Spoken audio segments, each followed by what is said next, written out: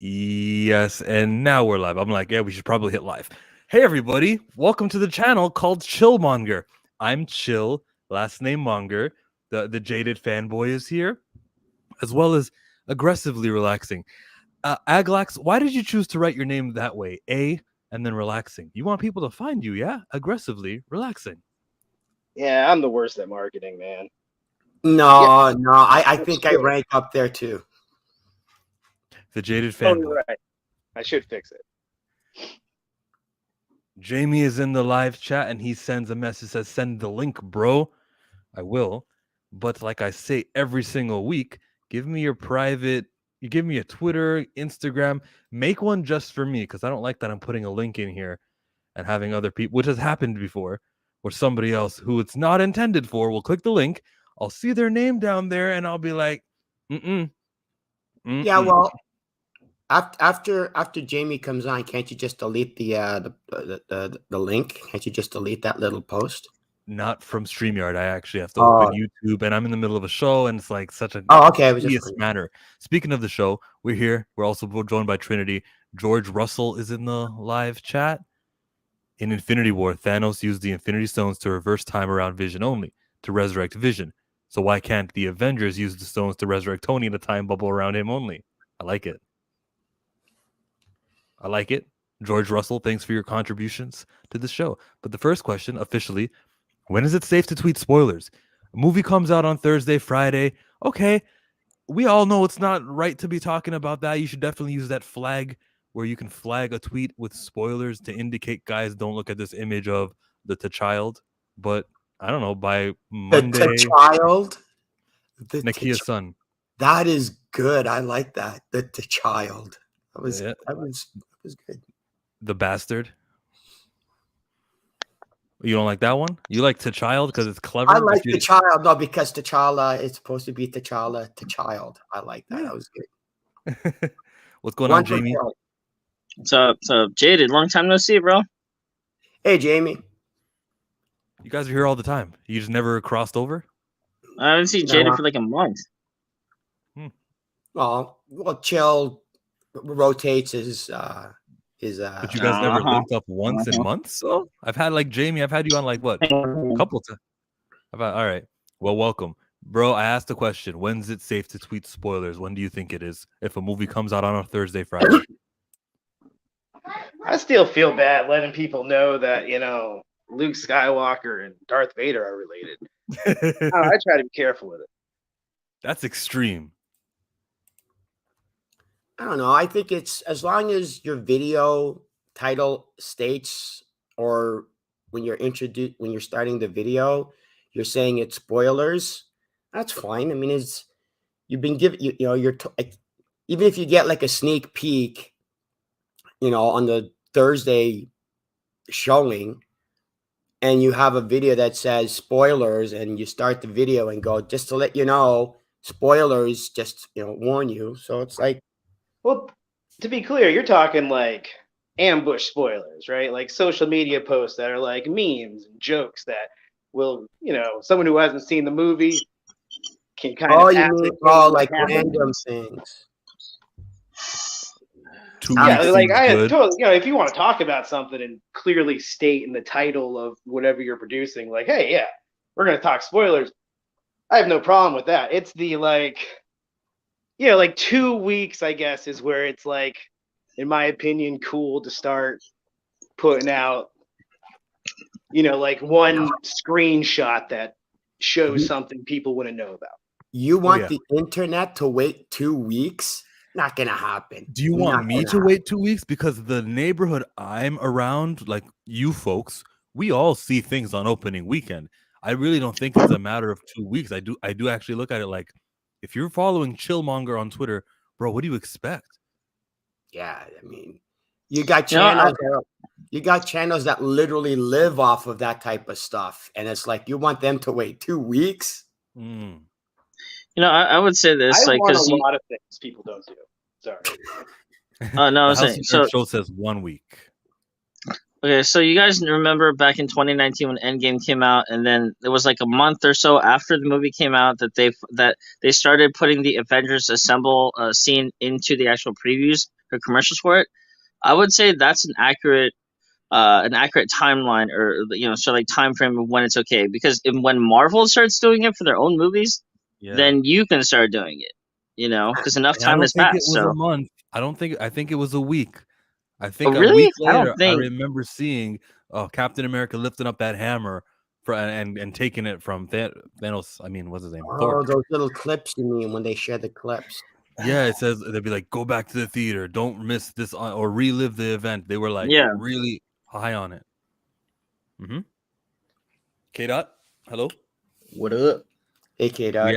We're asking about spoiler culture. When's it safe? How long you got to wait until the movie or the show is out? I mean, look, I'll just say this. If people don't watch it that first opening weekend, you really don't care that much. That's a good point. I think that's a good point.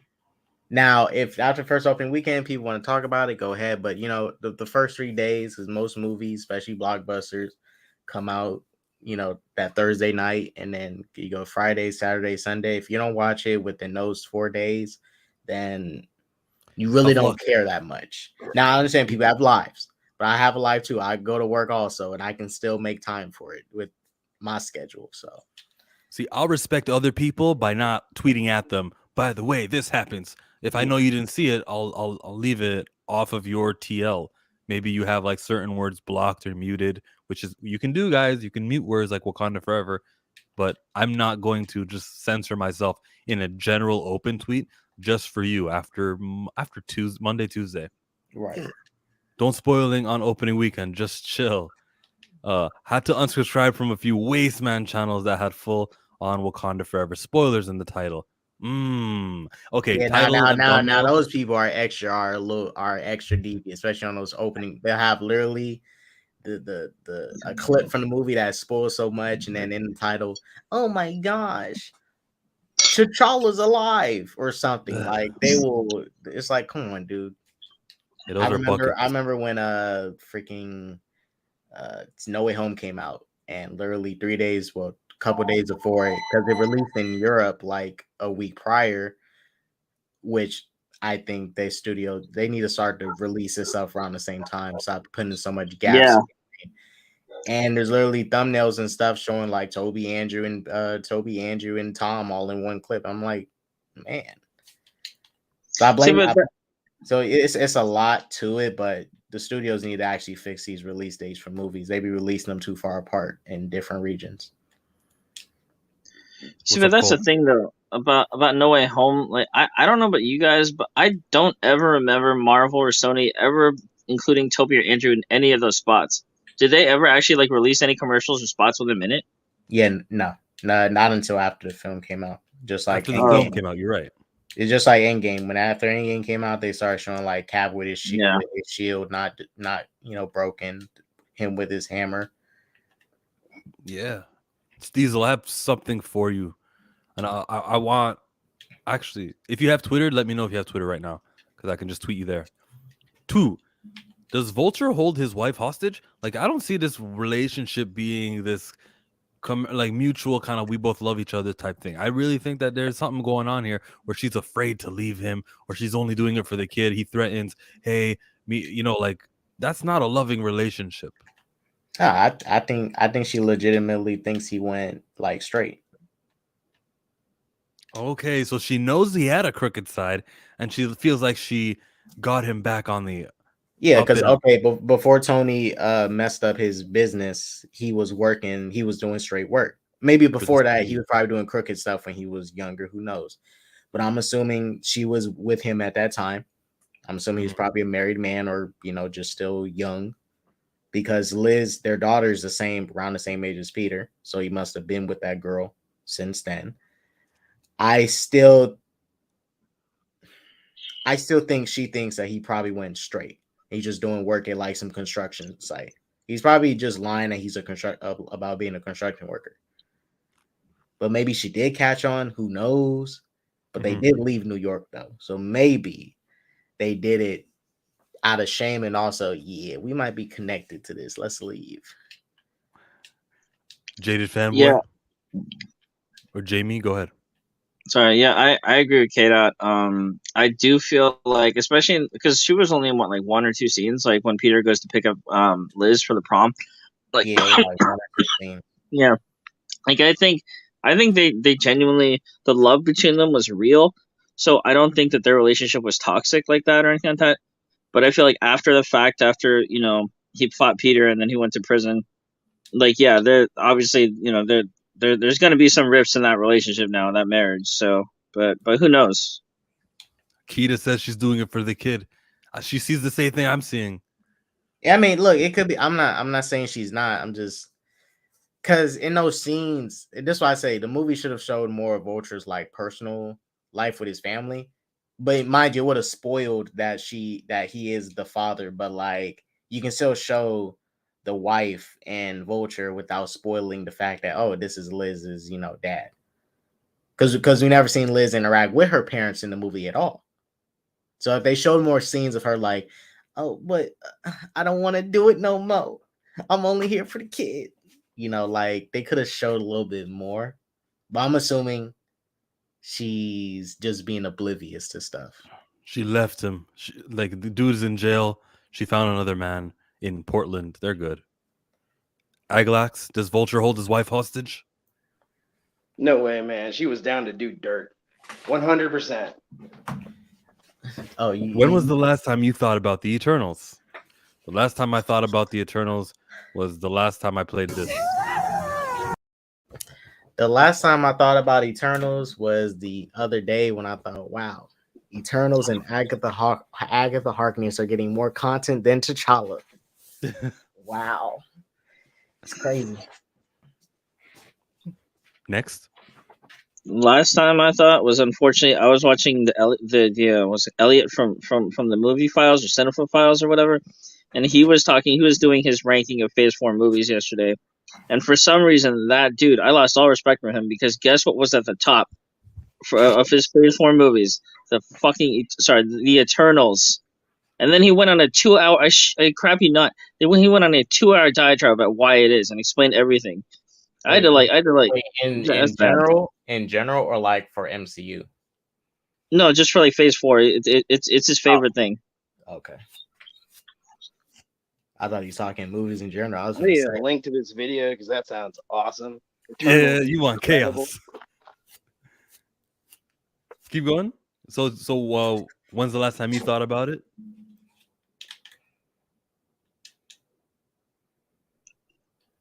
Are you talking to me? That was yesterday. So yeah, it was less than 24 hours ago.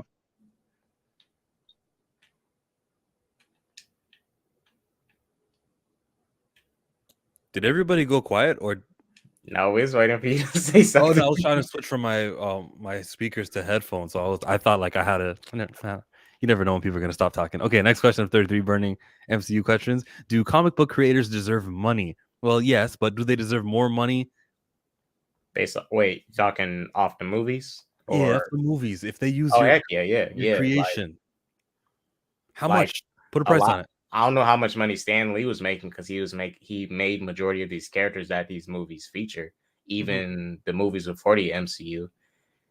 So long as you created the storyline, the movie title, or the characters in it, you get a cut. Everybody else, they should be probably making just as much as any of the actors on that set. Oh, as much as the actors. Some of these actors get paid a lot. Remember when Black Widow, the movie, they were saying how Scarlett Johansson made like $25 million, so don't feel sympathy for her. I'm not giving $25 million to a comic book creator. Well, think about it like this: that actor cannot be in this role if that creator did not create the character. Like we wouldn't have cars without the creation of the wheel. Do we find the descendants of the guy who made the wheel? I mean, he's dead. That's we can't help. But the reason this comic book stuff is here because he's creators. There wouldn't be no MCU movies or Avengers movies making billions of dollars if they weren't created by these comic book creators that put work into them. Now, I'm not saying they need to get paid the most out of everybody, but they should be making as much as the actors. Because all the actors do is just play the characters. All they do is contribute. Oh, I'm just gonna sit here and play the character. I'm not giving more than $1 million to a comic book creator for a movie. I know or that. at least do what DC does with Batman. Start giving them more credit. Actually, like, you know, that's so symbolic. Created by Stan Lee. Yeah. You know, they got to start showing more recognition to these creators because they don't do that. You know, LB in the building, 33 burning. Recast T'Challa questions, part 33. I assure you, the only T'Challa question I have in here was recommended by K-Dot himself. He said, yes. This guy says, I try not to think about that film. I do think about the comic Eternals. Yes, they deserve money. Yes. Yes. What's up, chat? Hello to Hawks Holocrons. Hello, Aya. What's up, man? Oh, look, my who else audio is always off when I jump in here. I gotta figure that out. It was playing through the open air, so apologies if anyone heard an echo. You better apologize. Sure. I have a standard here. It's been a minute since I've been here, dude. It's not been a minute since I've invited you, though, because I know. My weekends are like the only time I have free. You were just live streaming like 10 minutes before you came on here, right? Yep, that was the plan. Just tell the family I'm streaming today, so let me do this. You guys check him out. His YouTube channel is Hawks Holocrons. If it's been a while and you don't know who this guy is, I've had him on enough times. Let's go and read some more live chats. Eric the Guapo says, my ancestor made the wheel. His name is Wheeler Wilson. Comment of the day. Shouts to that caveman who made the wheel. Yes, they deserve more than what they're getting. No, Fastos made the wheel. Right? He was there in Mesopotamia. I mean, we know, man, Fastos made everything. He made the cotton gin. He made everything. They deserve more than what they're getting. How much money J.K. Rowling getting from the Potter films?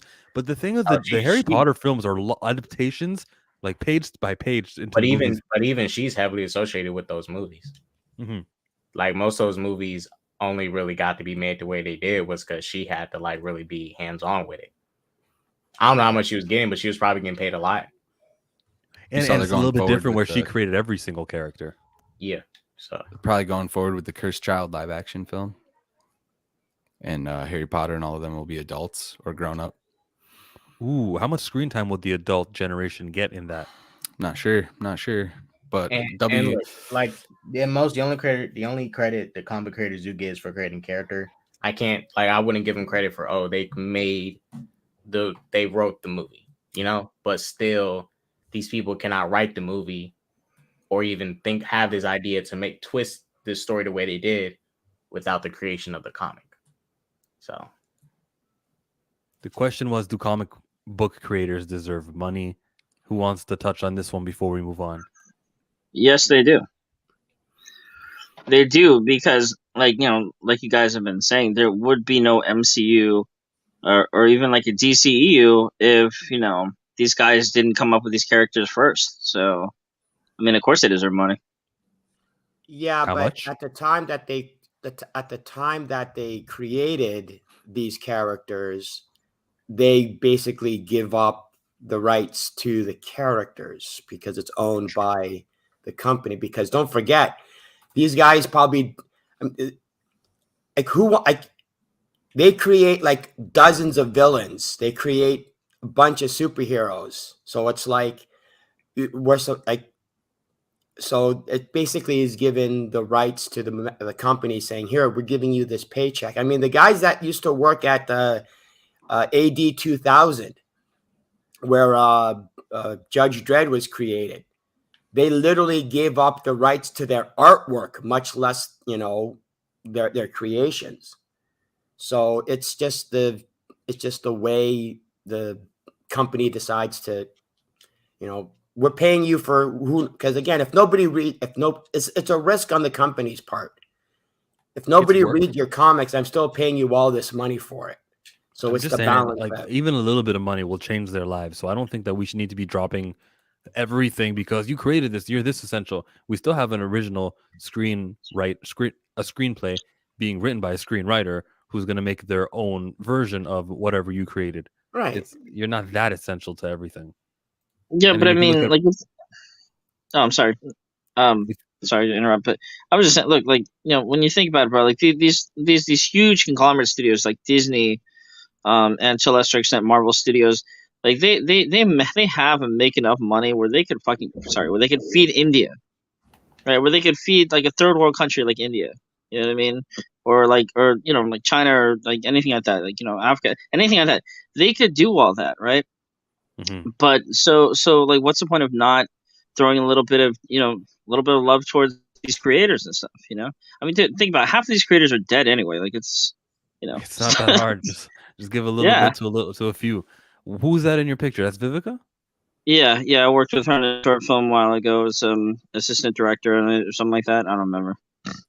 Yeah, but Jamie, what Marvel is now is not what it was like when it first started. It was Stan and Jack Kirby. So it's like they didn't exactly have enough money to feed themselves at the time. So, well, I mean, now they do. now Endgame is making like $5 billion. Like, well, when Jim Shooter took over, he did that program where everybody got a percentage of every character and every villain they created. Like the guy, I don't remember the name of the creator that invented Venom, but like he got more money from Venom because he created Venom. And he got a percentage of all the T-shirts and the models and stuff. But after Jim Shooter left, the next guy in charge just said, "Yeah, that's all gone. That's all gone away." Yeah, it was Todd McFarlane, David Michelinie, and Mike Zeck who created Venom. Mike Zeck would have been the artist. I think Todd McFarlane was one. No, because the first intro of Venom was Amazing Spider-Man 300, which was a Todd McFarlane issue. Okay. He drew it. Okay. We're being joined by Skip and Tosh. What you been up to? Man, reading comics, man. That's what I do. So that's I like it. that name today. Skip CU. Yeah, Skip CU, man. You know what I mean? Come join my Skipiverse. Plotting on Skipiverse. Oh God, I love it. What's happening? What's the next one? Oh, what's this one? Well, this was about creators deserving money. We got enough of that. We know the answer to that. But how necessary is Magneto in the MCU X-Men? You need him for the Brotherhood of Mutants. Is that right? Do you agree with that one, Danny from Comic Chat? How necessary is Magneto in the X-Men? You need him to come. He's like, why did he yell at me? I heard background noise, so I'm like, oh, he's driving. Let me speak up. Magneto is. You need him to come in here and tell Professor X, your ideologies are weak. You are soft. We need Magneto for that. We can't have Professor X spouting his positivity and bullshit.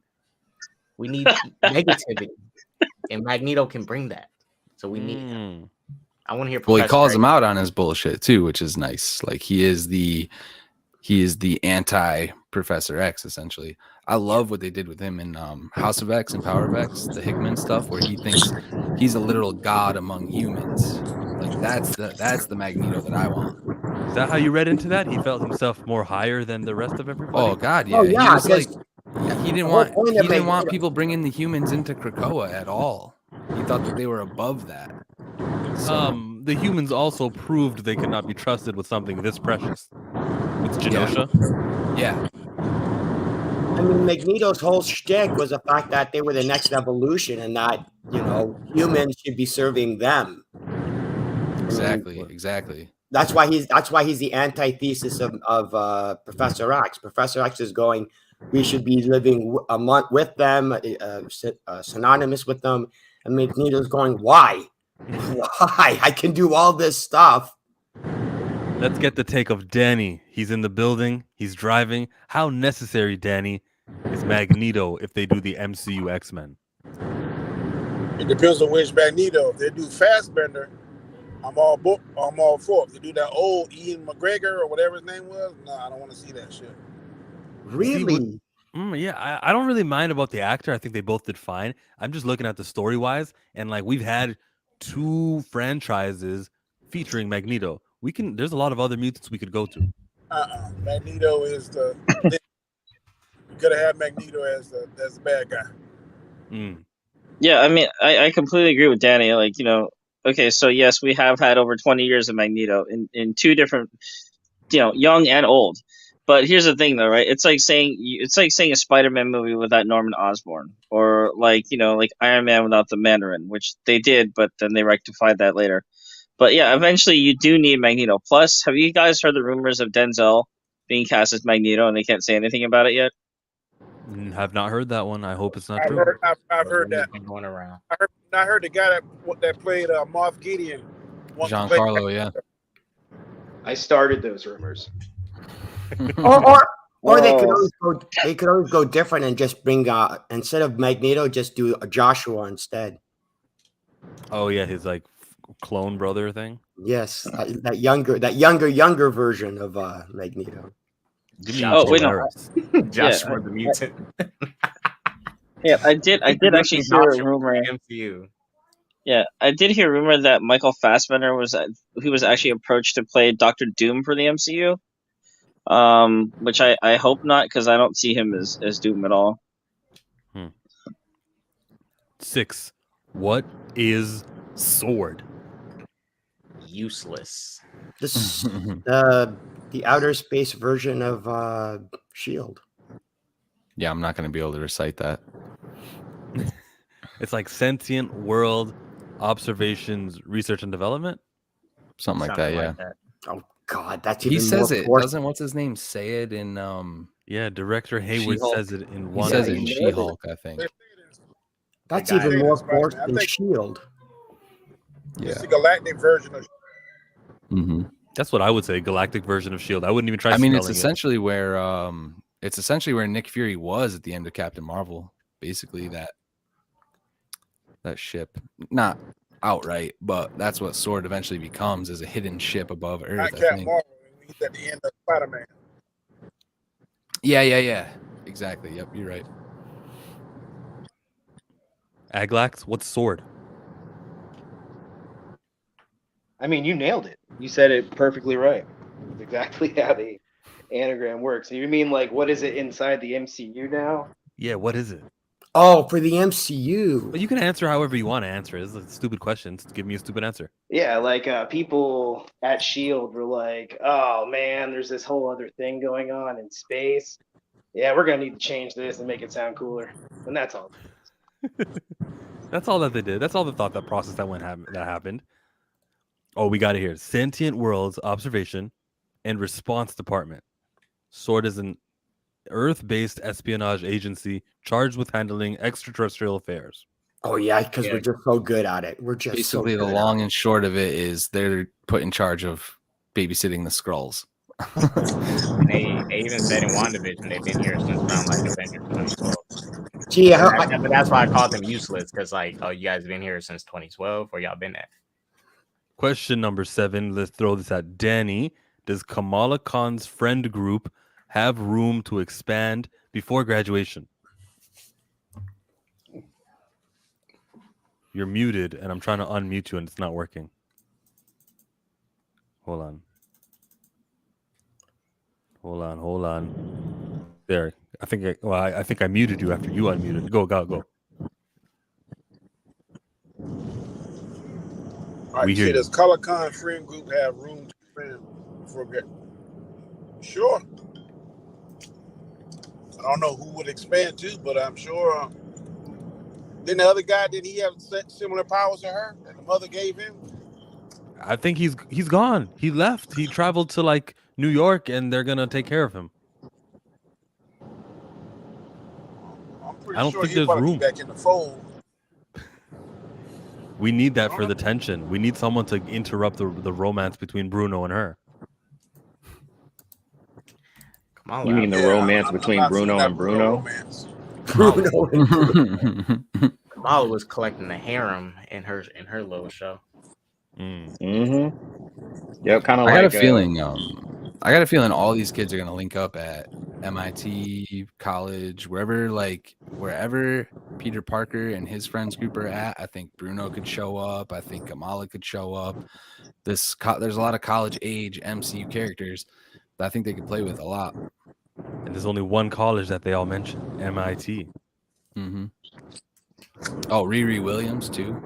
Yeah, that's the main character of Marvel. Mm-hmm. Riri Williams. Gosh, we're about to see Spider-Man and Miss Marvel, the movie, the team up of the century. I really like of the century. I would argue that it's Moon Girl but Riri's pretty good too. Moon Girl's the main What character part of do you Marvel. think that little boy that Iron Man helped? Think they're just gonna leave him, and he's gonna show back up at some point in time? Oh, I thought that's it. Didn't they confirm he is? Didn't they confirm he's Peter Parker? Not that little boy in Iron Man 2. He's talking about the one from Iron Man 3. He was at the Endgame funeral. Oh, Yeah. yes. Yep. Yes. Oh, what did I hear about gonna that?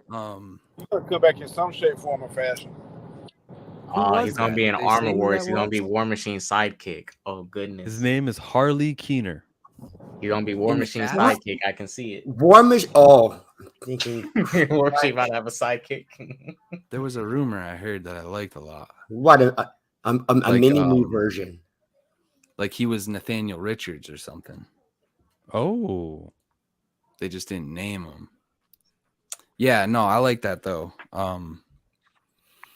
Good to see the keeper of the dyad on the live stream. He Yeah, can call himself a love machine. just always keeping me honest, Felicity. Appreciate you. Question number 8 of 33 burning MCU questions. Do Ant-Man and the Wasp live together after Endgame? Yes. I'm assuming. I would say yes. They had they went to the movies with his daughter at the end of Endgame. Yeah, that was where was that movie watched at? It was one of those drive-in theaters. Nah, they were at the front porch, like they were at home in the front it was yard. A drive-in theater. Yeah, they drove in. You think Wasp is gonna give up her father's house for Scott's dumbass little apartment? I don't think so. Hey, they stay in SF. You know, they got some pretty nice homes here. I'm sorry. No, Scott Lang doesn't have a job. He's an He doesn't Avenger need one. and he's got He's a got a book. podcast. He jaded. Yeah, yeah. He's Got a paid book, by Evergreen Podcast. Industries. Oh yeah, because that podcast is probably raking in millions. Yeah, It is. You didn't see the He's an images Avenger, of him. bro. Are you kidding? Oh, it He's doing is fine. actually successful in the MCU. If anything, he'll be making money from that podcast. That's the only thing I can see. And he's probably also making money off all the people who actually think he's Spider-Man. So Yeah, that is a mistake. That doesn't even make any sense. That is so ridiculous. That's such a plot hole in and of itself. I love it because bro, if you literally think about it, if you're a casual, someone who literally knows nothing about these people, and you see the ant costume and the spider costume, some of them. The dude is 70 years old. Okay, I understand that from time to time. But here's the problem with that: if people actually are mistaking him for Spider-Man, in case you forgot, because of the forget spell, Spider-Man is still charged with murdering Quentin Beck. No, nobody knows who Peter Parker is. Spider-Man is still Spider-Man, right? So if they think he's Spider-Man, Spider-Man is still being charged with the murder of Quentin Beck. That's the thing, though. That's the thing, though. It's all hearsay. Quentin Beck he's a madman, and he's got a good lawyer. Daredevil is going to take care of that. That's in between. Wasn't that undone in the spell too? No. So Peter's identity, all his trace is gone, but people still remember that Spider-Man killed Quentin Beck. But Quentin Beck is considered a hero, right? People that was never resolved. Mm-hmm. What's up, Trinity? We hear you. Word. A question just came up about Spider-Man, about the freshman year cartoon. Apparently, that's not happening anymore. To me, I go, whatever. It's not canon. Cartoon? Yeah, they had an animated show that was about Spider-Man freshman year, and there was going to be a Spider-Man sophomore year. Well, yeah, because they're doing it in live action now. Oh, I hope so. His next 3 movies. No, I heard that way back. They were doing his college years.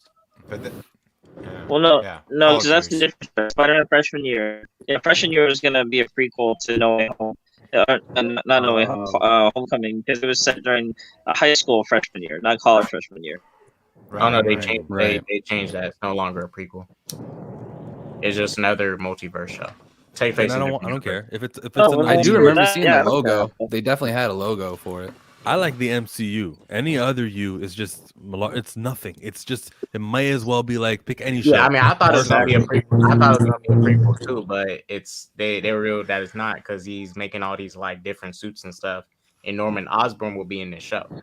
There's no Norman Osborn in the MCU. So yeah, what if you just like Spider-Man, and then what if you just want to spend time watching a Spider-Man show? That's good enough. If it's good. Hey, if it's not connected to Tom Holland, I'll definitely watch it. Right. The Holland hate continues. No Spider Boy. Peter Starker. Myrtle in the house. I need me a man. The 9th question of 33 Burning MCU questions is for nobody except for the live chat. I want you to use emojis. How would you best describe Clint and Kate, the Hawkeyes? Go give me some emojis, okay? I'll turn back to you in a second. To the live panel, aggressively relaxing. Does hearing loss help Clint concentrate? Probably. We'll skip over to Jaded Fanboy. That's a real weird question. Well, it does help tune out Kate Bishop, so that'll be a benefit on its own. So, Danny, you turn on your microphone. What do you think? You think that with his hear loss, does it help him concentrate when he aims? I think it helps. Because you don't hear nothing, you just focus on your target. I think it helps. That's my thought process too. Yep. Scotty? Same. I agree. I think it is a gift and a curse. It heightened the senses that he needs to be a better shot. Yeah. Skip and Tosh? Yeah. As they, like sensory deprivation, as they say, some people lose one, but then their other ones heighten. So, yeah. And, like if you want to listen to music or you want to listen to something really closely, you close your eyes, trying to focus on it more. So yeah, he's better. Well, I like doesn't Eric's. he put an earpiece in? Yeah, He does to hear. Hear he has the he'd only hear with the aid, because when he turned it off, I think it was a car sequence. He turned it off or something, whatever sequence he was in, and he couldn't hear nothing. Then he turned it back on. He can hear everything. Hey, remember Mr. Krabs in SpongeBob? Me millionth dollar. I feel like doing that right now. Me first super chat. Remember when he was wiping with a towel? Oh, you got the super chats on? I got a super chat. Yeah, it's activated now. Thank you. You never forget the first. I got Dane Barrett as my first live chat comment from a Marauders issue 7 review. I got Serge Shy 87, and I've never seen your name before, so that's crazy. Anyways, he gave me $2. Appreciate that. He asks, when will we hold Ryan Coogler accountable? Here's the thing. I'm not paying money to see that movie. And I don't even cover it here on this live stream. Even last week's live stream, I wasn't really covering Wakanda Forever. I'm doing my small piece in not promoting this garbage, which I feel is a poor representation of fathers in let me think. It's just poor representation. There's nothing I'm not going to tell you that you don't already know. Super Chai. Well, what's happening, Trinity? Why are you being silly? I figured Shy meant Chi-Town. Oh. Yeah, they love me over in Chicago.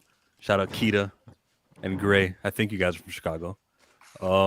Look, when will we hold Ryan Coogler accountable? He's being held accountable with the box office. This next weekend, it's tracking to do what Thor: Love and Thunder did, which was a second weekend drop. That's the answer's there. The answer is we do it by not giving this trash money. And then maybe he goes, oh, well, I think the correct thing to do is recast T'Challa. Danny from Comic Chat's got to go. Appreciate you. Appreciate the super chat also. Let's read some of these live chats. We got a second one from SSJ K. Sanctum. I appreciate that, bro. You made me feel so. I don't even know what to say to you, man. He says James Gunn and I'm not reading that. He paid. What? He's a Marvel director. You can read his name. Oh wow! Just because he's on another team, you turn against him. Typical MCU stance. Hey, Skip and Tosh, if you approve of K. Stay. If you don't approve of K. Skip, then leave. Watch this. Any moment now. Showmonger don't approve James Gunn being by company. Yeah, he is by company.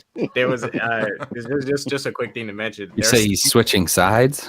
There was people getting mad at him for promoting his holiday special on Twitter. They're like, "Oh, why are you promoting the enemy?" Wow. Yeah, we gotta finish that because I saw The Rock get on and be like, "Congratulations to their movie, Wakanda Forever," and he's loving, which is fine. They all just supporting their peers. They're all fellow actors. Most of these people know each other. Yeah, when I go to the comic shop, The Rock knows. The Rock knows everything. He's like, oh, my family at Disney. Yeah, that was crazy. But yes, he says James Gunn and Darkseid are better than Kevin Feige and Mickey. Yeah, actually, I'm feeling not very Feige this week. I'm gonna give it to James Gunn over Feige and Darkseid over Mickey. Sure. And if it wasn't over yet, look, we got another one. He says you're right. I bootlegged the movies. Salute, bro. So did I. Yo, what's going on? I'm being showered. Because now there's another super chat from Biggerford Entertainment. Monetized 279.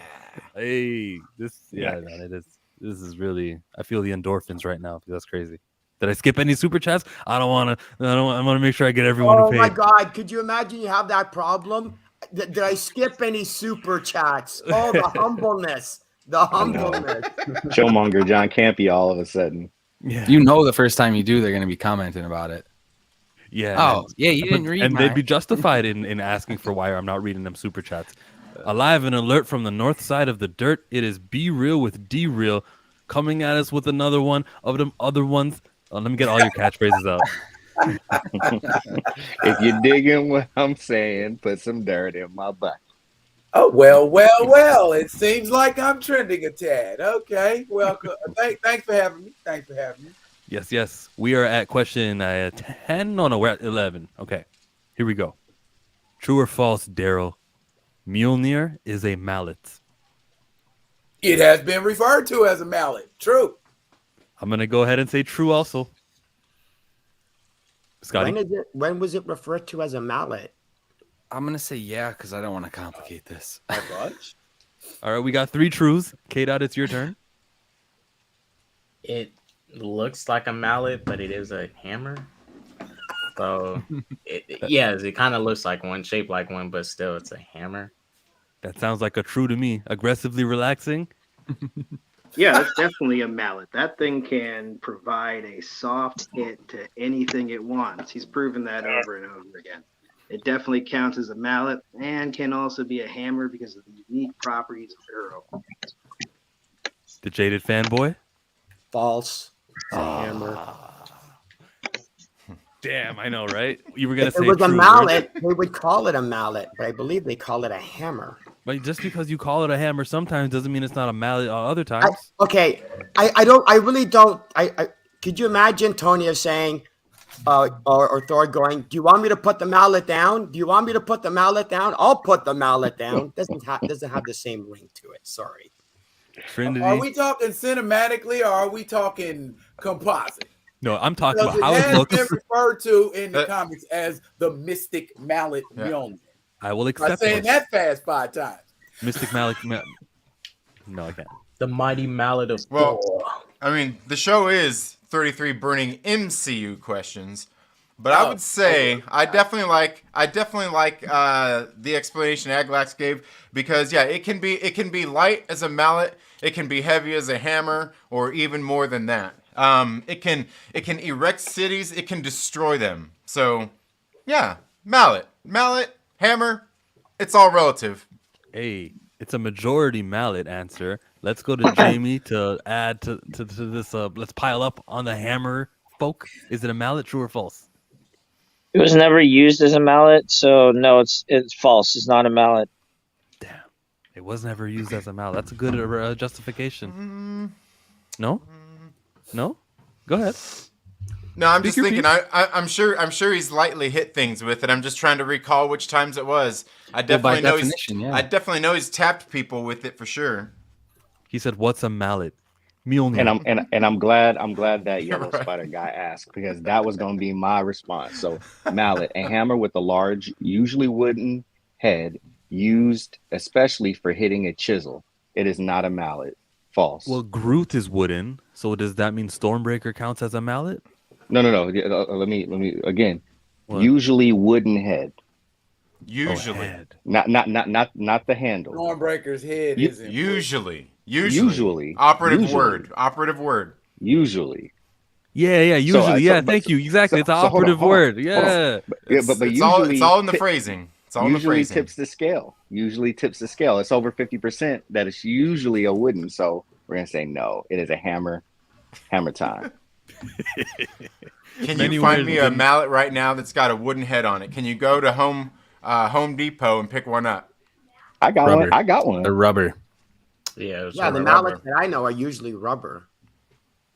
I don't know what website you're reading from, Skip and Tosh, but it's not realistic, bro. Semantics. Are we saying that usually? Welcome to the show. This is what nerds do. It's rubber. No, it's wood. This is a comic book conversation. Like we'll literally spend a half an hour defining what a mallet is compared to a hammer and the weight distribution and force circumference and all that stuff. Yeah. Most people go with true. It's true. We believe in democracy here on Chillmonger. Next. This is where we fight. Yeah. I wonder who made this question. Go ahead and answer this one, K-Dot. Thunderbolt Ross is way more important to continue than T'Challa. Is this true or false? Do you want my corporate answer or do you want my real answer? Give me the real. Well, my real answer is true. Obviously, Thunderbolt Ross is way more important. I mean, dude, who does not want to see Red Hulk punch Hulk? Who doesn't want to see that? Screen. Shit, everybody. Dude, he's gonna kill Hulk if he punches him. I hate Red Hulk. I hate Red Hulk. Let's just beat Hulk up some more, shall we? Possibly. This is a false, easily. Scotty? Yeah, I get confused by all the decisions they make. I think all the characters are important if they're going to be an important part of the story. I don't think Thunderbolt Ross is that important. I believe other people have been a Red Hulk. I don't think he's the only quote unquote Red Hulk. So Betty Ross was. So the fact that they're doing this, I believe he was the first though, wasn't he? That character, I don't know, man. He was the first. He was the first. Jeff Loeb wrote that story. I don't think it's kind of like Peter Parker was the first. You know, like that's Spider-Man. I could be wrong. Daryl, do you think this is true or do you think this is false? Like K-Dot there, yeah. The corporate answer would be to advance the MCU agenda and so on and so forth. But come on, that's a common sense answer. Hell no. I mean, does Thunderbolt Ross have a movie called Thunderbolt Ross? And Thunderbolts don't count. He does not have a movie called Ross. He does not have a movie called Thaddeus. Okay, right. There is a movie called The Black Panther. This is a trick. This is a trick with the Thunderbolts, right? That poster they showed us of all the characters, that's just a cover-up. The movie is really going to be about Ross. When people think they going into this movie, they think they're going to get that switch, and then it's going to be a switch, and the movie starts. It's just about Ross. I guess that's the issue too. We don't have a movie called T'Challa. We've only got Black Panther. So I mean, it's a mantle. Just pass it on to somebody else. Am I right? Yo, Thunderbolts is gonna be like, it's gonna be like James Gunn's Suicide Squad. That's just the B squad. They're all gonna die within the first 5 minutes. Next well, a completely different Thunderbolts anyway. By so the end of it, it's not gonna follow any type of story. It's just gonna be bits and they love to. Okay, we're gonna take this part and we're gonna take this part. Boom, movie. Enjoy. This one was pretty easy, and Ross in the comic I'm very proud of this live chat. Snyder says false. False from Jared. Brell says false. Gray. It's obvious. Next question of the wait. Adnan Kabir. Welcome, Adnan. He's Assalamu alaikum. And he says, wait, does T'Challa's illegitimate son have the right to become the king when he's of age? Yeah, that's why they didn't want to raise him with the pressure of being a king. That's why they kept him away. But he has to fight. No. He has to fight in combat because any of those 5 tribes can become king of Wakanda, but they have to fight for it. So his son has to fight for it. He can't just come in just because T'Challa is his father. Because Shuri, let's say she wants to rule, she needs to fight M'Baku because he decided to challenge. Yeah, but they let her just be that though in the movie, which is interesting. We won't talk about that. That was another. We're not talking anyway. So N'Jadaka was half because his mom was American. So if N'Jadaka could go and challenge, then Toussaint I ain't calling him T'Challa. Tucson. Yes, absolute high five, Skip and Tosh. Yes, we don't call him the T word. He is a T'Child. No, T'Child is my favorite. I like T'Child. Yeah. Sacramento. Now because T'Challa is his father, would he have heart-shaped herbs in his bloodstream that was transferred from T'Challa? I mean, yeah. Like I said, Marvel likes to do things like that. So, I mean, would we just be like, oh, he's panthered out, and he could just put on a suit and start swinging like Shuri did? No, I want to say no, because then that would mean that T'Challa himself, being a descendant of T'Chaka and everyone else, that means he just always has an advantage when he's fighting. And I don't want to believe that he had an advantage fighting M'Baku. I don't know. No. It doesn't. Well, because you have to think about it. All right, if it's going to genetically out of T'Challa, but I'm saying they don't have any way of knowing if this serum is or isn't in T'Challa. Yeah. The thing is, I would say that if it changes their genes, absolutely. If it changes them on a genetic level, but if it doesn't, probably not. However, I would also say that at the same time, they have to take the power away from them too. So I don't know. It's kind of up in the air on that one. Kind of up. It's like metachlorians, right? Don't go there. True or false? Wong watches The Sopranos on HBO Max. This is false. A Disney Plus show could never advertise another streaming service. He's an old school fan. False. Well, I think I don't think he watches that. I think there is some cases where most networks will pay another company, like, hey, promote me on your stuff. He owned the DVDs. You going with true, K-Dot? So he was watching on HBO Max. He just couldn't say it. He was watching on HBO Max. I'm with DVDs. What do you say, Jamie? I say I agree with you. He has a DVD set. What happened to your Vivica picture? Put that back up, please. I don't know what happened. Yeah, because there's something wrong with my Wi-Fi. It'll come back. All right. Okay. Aggressively relaxing. Does Wong watch The Sopranos on HBO Max? Man. No, he's got that new Discovery Plus, whatever the new streaming service is. He's got magic. I feel like he's got a spell and is totally like, no, I deserve this because I'm the Sorcerer Supreme. Right? I think he's just talked himself into stealing cable. He's got Sorcerer Supreme vision. Yo, but they got a library there. You know how you can go to your library and rent DVDs and Blu-rays. The Sopranos Blu-ray was already in the how am I forgetting the name of the Kamartaj. Thank you. Yeah, in the library.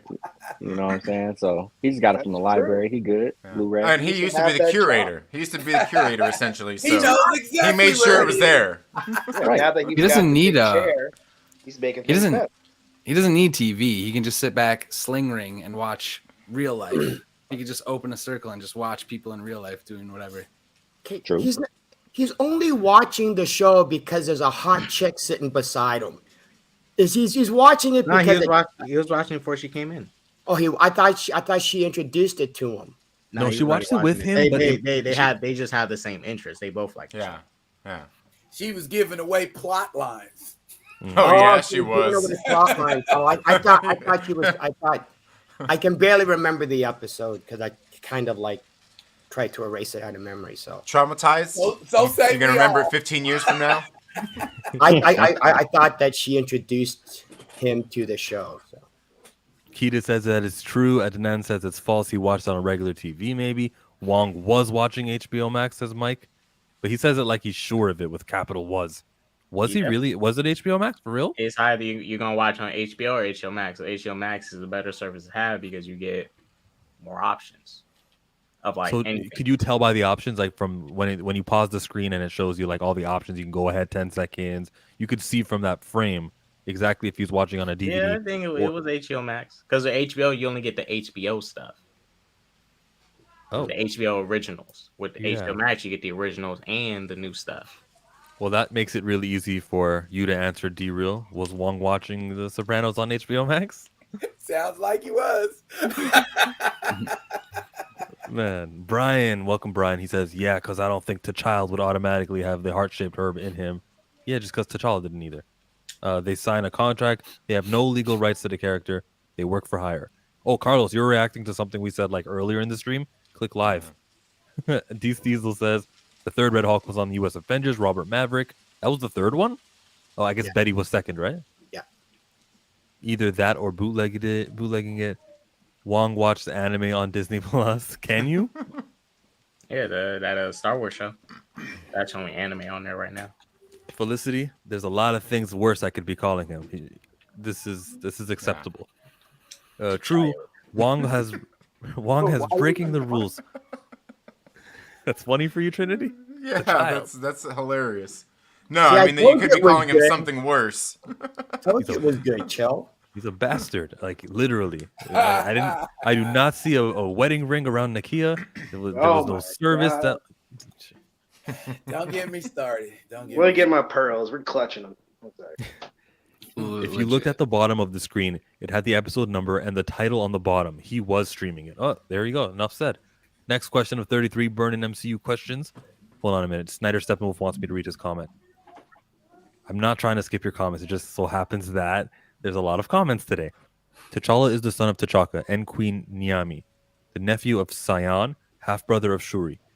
Which TJ is, that's another one. TJ, I like that one. I think I heard Planet Fanatics say that one. TJ. So these casuals saying this is comic accurate need to STFU. Mm-hmm. Why are we listening to casuals anyway? Okay, anybody trying to justify Shuri being the Black Panther being comic book accurate in the same movie we have Namor, you can all shut up. We have Cool Khan, okay? Question 14, is this true or is this false? Jaded Fanboy, you were last speaking. Is Hulk a mantle? No, it ended up becoming a mantle, but it's not. I think you answered both true and false with that one. Just say, is it true or false?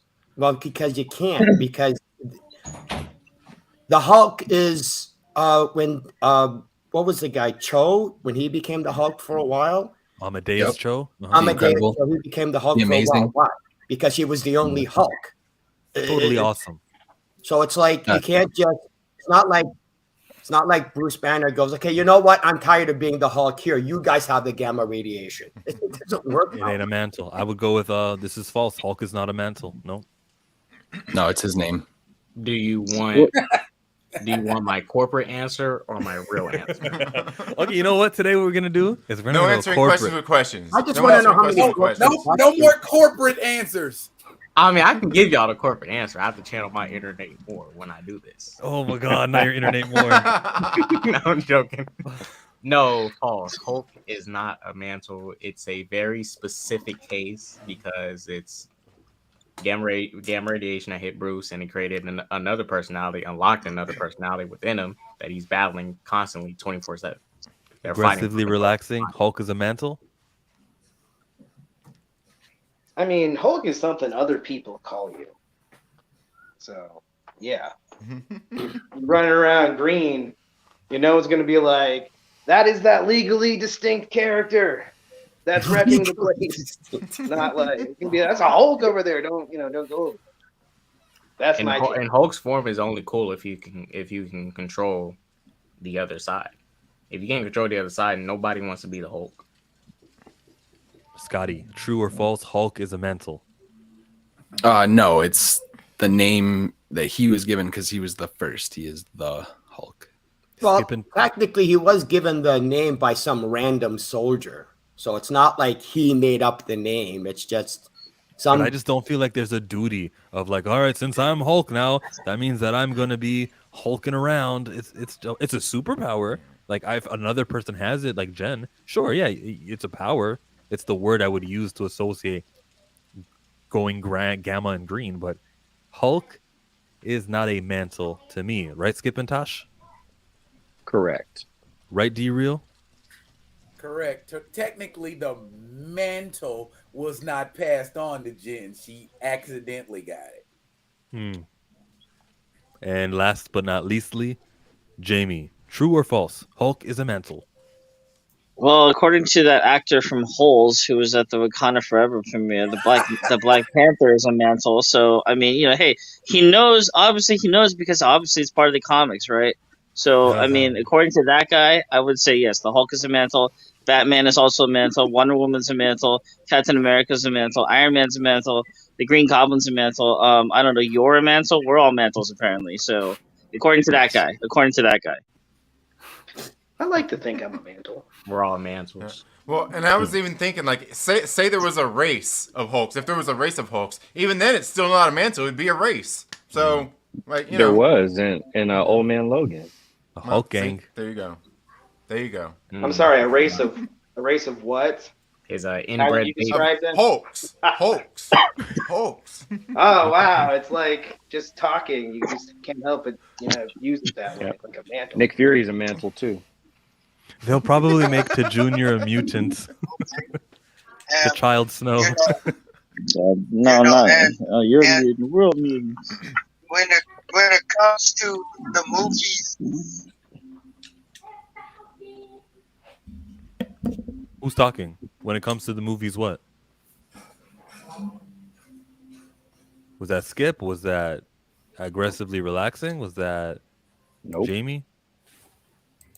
Wasn't me. Yeah. Hulk's not a mantle. We're all on the same page here. No, well, Cuckoo Khan is not in Wakanda Forever. That is Ramon. Oh, you spelled his name backwards. Very clever. I wanted to say the name wrong. And by starting it with Cuckoo Khan, but yeah, Namor's not in that Wakanda Forever stuff. Wow, this is false. That's a lot. I ain't gonna say that. You can't transfer your gamma radiation to another person, as far as I know. Serpent God. Yeah, you just Kamehameha right into him. Ain't that the greeting Kamehameha? How are you? Yeah. Okay. They tried. That's not sticking though. I don't see the memes going around with that. Nah, it doesn't have staying power. Okay, but not Amadeus Cho was Hulk. Yeah, now he goes by the name Braun, right? Totally Awesome Hulk, but now it's Braun. If you read the same Champions issue where Riri gets that third Ironheart suit, I want to say it's issue number 23 or 21. Black Panther is a mantle. Thanks a lot, Rogue Comics. Remember that link I sent you? You can forget it. It's all right. The Kukuka. I don't know. The idea that someone would hear a famous character's name and then kind of take that on themselves and kind of run with it. Okay. You're right. Perfect. That probably doesn't make sense. Chill, Monger. Hey, listen. Ooh. When I do it, it's out of respect and I'm honoring the legacy of Killmonger. Good answer. I stand corrected. It's an homage. You need the alter ego, the no chill monger. I thought about doing that, and I thought about mocking every YouTuber who I hate and doing the styles in their video, and I thought about it, but I just don't. Nah. Taking a page out of Dirty Myrtle. Dirty Myrtle's that's when you need to come up with a hate monger or something, but different, something else to go with that. I just say the quiet part out loud and stuff, but I just don't think that it. I feel like there's a lot of room for people to take my words and say, "Do you see what that guy said?" And then I'll be like, "No, I'm completely, mischaracterizing myself just to show and expose the nastiness." And I don't think people will get it though. The world is not too. The people who are using their brain power can tell. In here. Oh, so that means no MCU fanboy. Okay. The 15th question, Jaded, true or false? You get excited when you hear a series will last 6 episodes. No, why would I get excited about that? I'm going to hit him with the false also. Is there anyone in here who's going to say true to this? Speak now. Actually, I would, because I don't like TV shows. 6 episodes works for me. If they said it was going to be 3, even better. It depends, because we seen The Walking Dead first season was 6 episodes, and it was amazing. If they can wrap that shit up with a neat bow in 6 episodes, I'm with it. And that's the thing. And that's the thing. It's kind of like we used to talk about all the shows before. Is if they could just cut out all the stuff that we don't need into them, cram it all in there, what we need, and maybe spice it up a little. Perfect. Mm-hmm. 6 episodes, perfect. Let me push back a little bit. Take story, take concept, take everything out of it. You don't know anything about it. You hear the series is going to be 6 episodes. Does that is the way I intended this question. I prefer to have a longer journey. I'm going to hit you with that. False. Still going to say it depends. I mean, not knowing, initially, if. I'm there for it, if. Give me a second. It's if, It depends. I don't see those options down there. It's true or false, Daryl. Okay. Well, you get a big fat true. Oh, bro, I did not want that. That's two of us. True or false? She-Hulk went too long. True. Very true. True. That was true. If it went one episode, it went too long. What are you talking about? Yeah, man, that was slow torture. You know what? I'm gonna say false. I want to say false only because just like the same thing we was talking about. If they could take all the fluff out, the stuff we don't need, put in just what we need. Then it would have been a 5-minute episode. If they got rid of all the unnecessary stuff, episode 1 would have been 5 minutes. But they didn't. Right? Yeah. Skip and Tosh, true or false? Yeah, right. What do you think about this She-Hulk question, Skip and Tosh? Is it true? Oh yeah, I said that out the gate. I think I was the first one to say it. I'm like, yeah, it was how many? It was 9 episodes. It was 8 too long. It was 8.5 too long. It was 9 too long. Special presentation. What he said, yes, it was too damn long. Yep, and then when Daredevil showed up, best episode of the whole show. Oh God, that episode! Jesus. I was torn with that Daredevil episode because I wanted Daredevil to be his own thing rather than just a footnote to She-Hulk stuff. And then he had the shiny suit on, and it was just like, you fighting good and you looking good, but you're costume. I would say She-Hulk is probably the one, and hear me out before you thumbs down the video. I would say that She-Hulk is probably the one with the best finale, not because of everything they did with it, but for some of the things that they presented in the show itself. Like where she's there talking with the robot, the Kevin, and all like so the things that they're introducing there is just like absolutely crazy, just mashed under a whole bunch of nonsense. But I mean, you essentially got like an Arnim Zola, a sentient thing, computer there. I mean, you've got just all those different kinds of things that they're showing that's changing reality right there in front of your face under the guise of just mashed by a crappy show. You're an idiot. That show fucking sucks. Hold on. Oh, he's reaching. You almost got it. You almost had it. You were so close. Let me get down to I gotta some say yoga. though, like do some more yoga. I gotta agree. I don't think anyone expected her to literally climb out of the menus and do that. Yeah, it was creative. Is that gonna have world breaking ramifications going forward? I don't know. Be crazy if she just did that shit in an Avenger movie. She's just on to the other part. Yeah, how about not in a movie? Not in one of the movies. Nah, if you do that in a movie and be like, there's something happening in another theater, like another movie that came out on the same week, you'd be like, and then she could make fun of another studio for that's what's posting gonna do with her character. I'm just saying, like, triple down with it. No, I'll give you guys points for the creativity of it, and like I was waiting for Trinity to stop talking just so I can hit him with that clip, right? But like you're right about how like that's a She-Hulk staple. It's a signature of her, and I don't know, positive in that light. Was it the place though, the finale episode, to undo what your show's been climaxing towards? No, to me. D-Real, did you answer this one? She-Hulk went too long. I think everyone answered, right? Yeah. No, I think I was one of the first. Jamie. No, that show is utter trash. I like one of the worst. I don't know what the hell happened to them. Phase 4 is trash, dude. I'll just say it straight up. It is not the MCU that we all grew up with or watched or whatever in the past 10 years. It's trash. She-Hulk is an embarrassment. Like Jessica Gal, I'm not even kidding. I'm genuinely furious at how shitty Phase 4 has been. And She-Hulk, Jessica Gal's one of your people. We don't claim her. I don't claim her. Just for that alone. Listen, what's it called? She-Hulk, Miss Marvel. I know there's some people here that like that show. That's fine, but just in general, this phase is an abomination.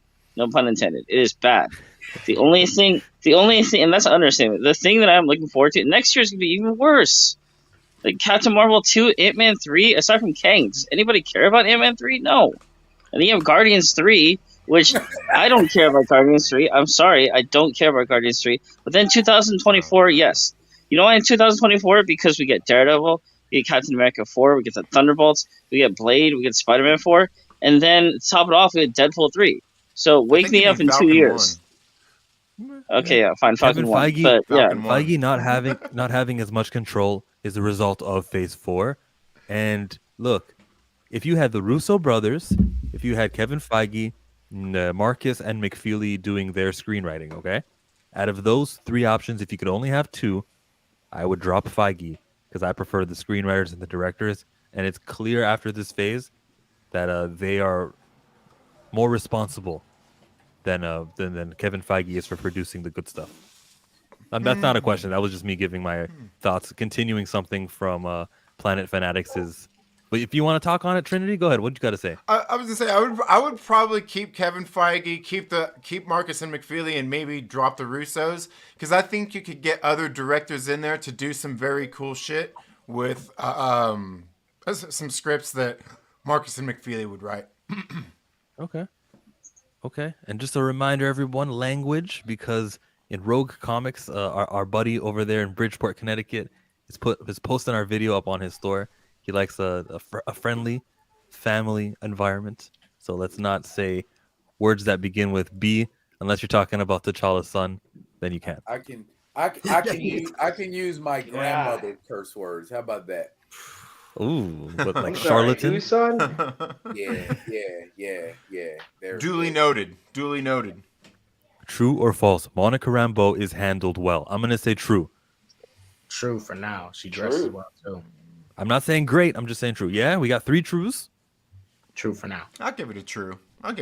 Wait, false. I'll change it. False. Of course. I saw. I had to think about the last WandaVision episode where she really tried to make a case for Wanda. See, that's what I was about to say. No one will understand. That was good. Grief.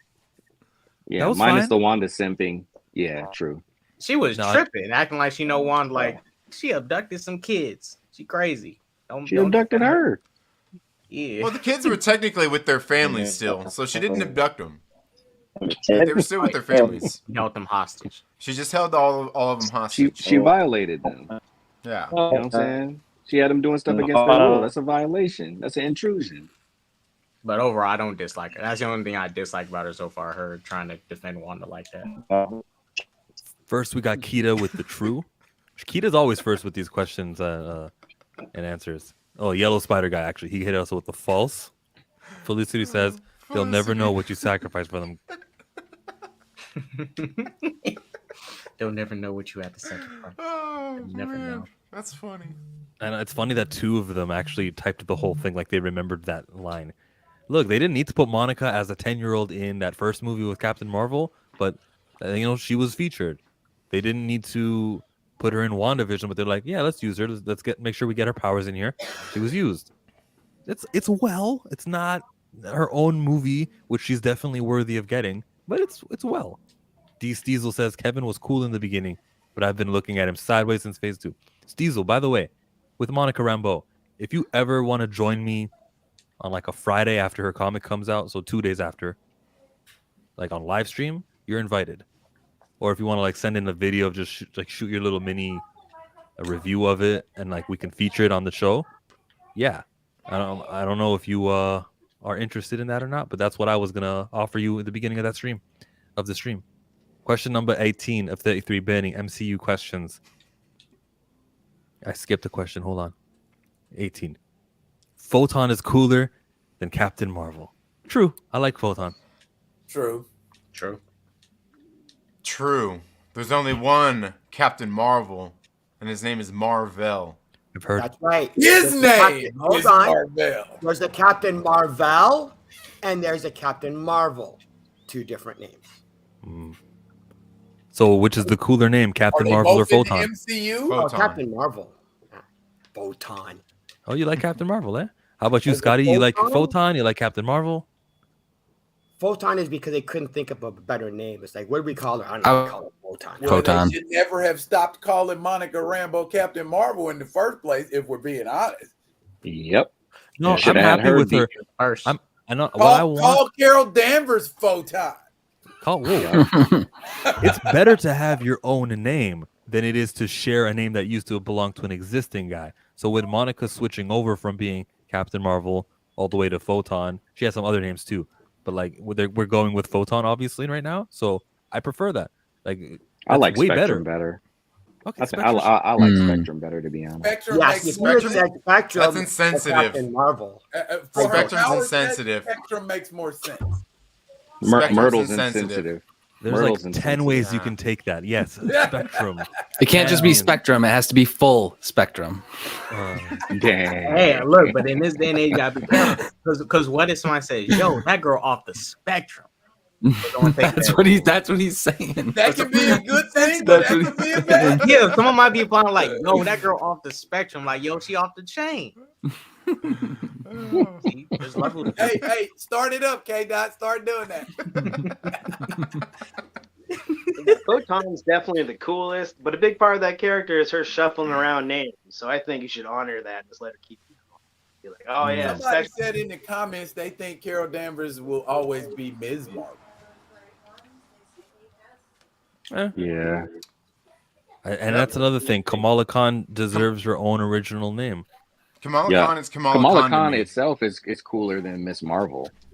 Yeah, actually, I think so too. I agree. False. Spectrum's better than Photon. Ooh, that's the first one to say. There we go, Gray. Yeah. Let's go, Gray. Monica Rambeau is better than Monica Rambeau.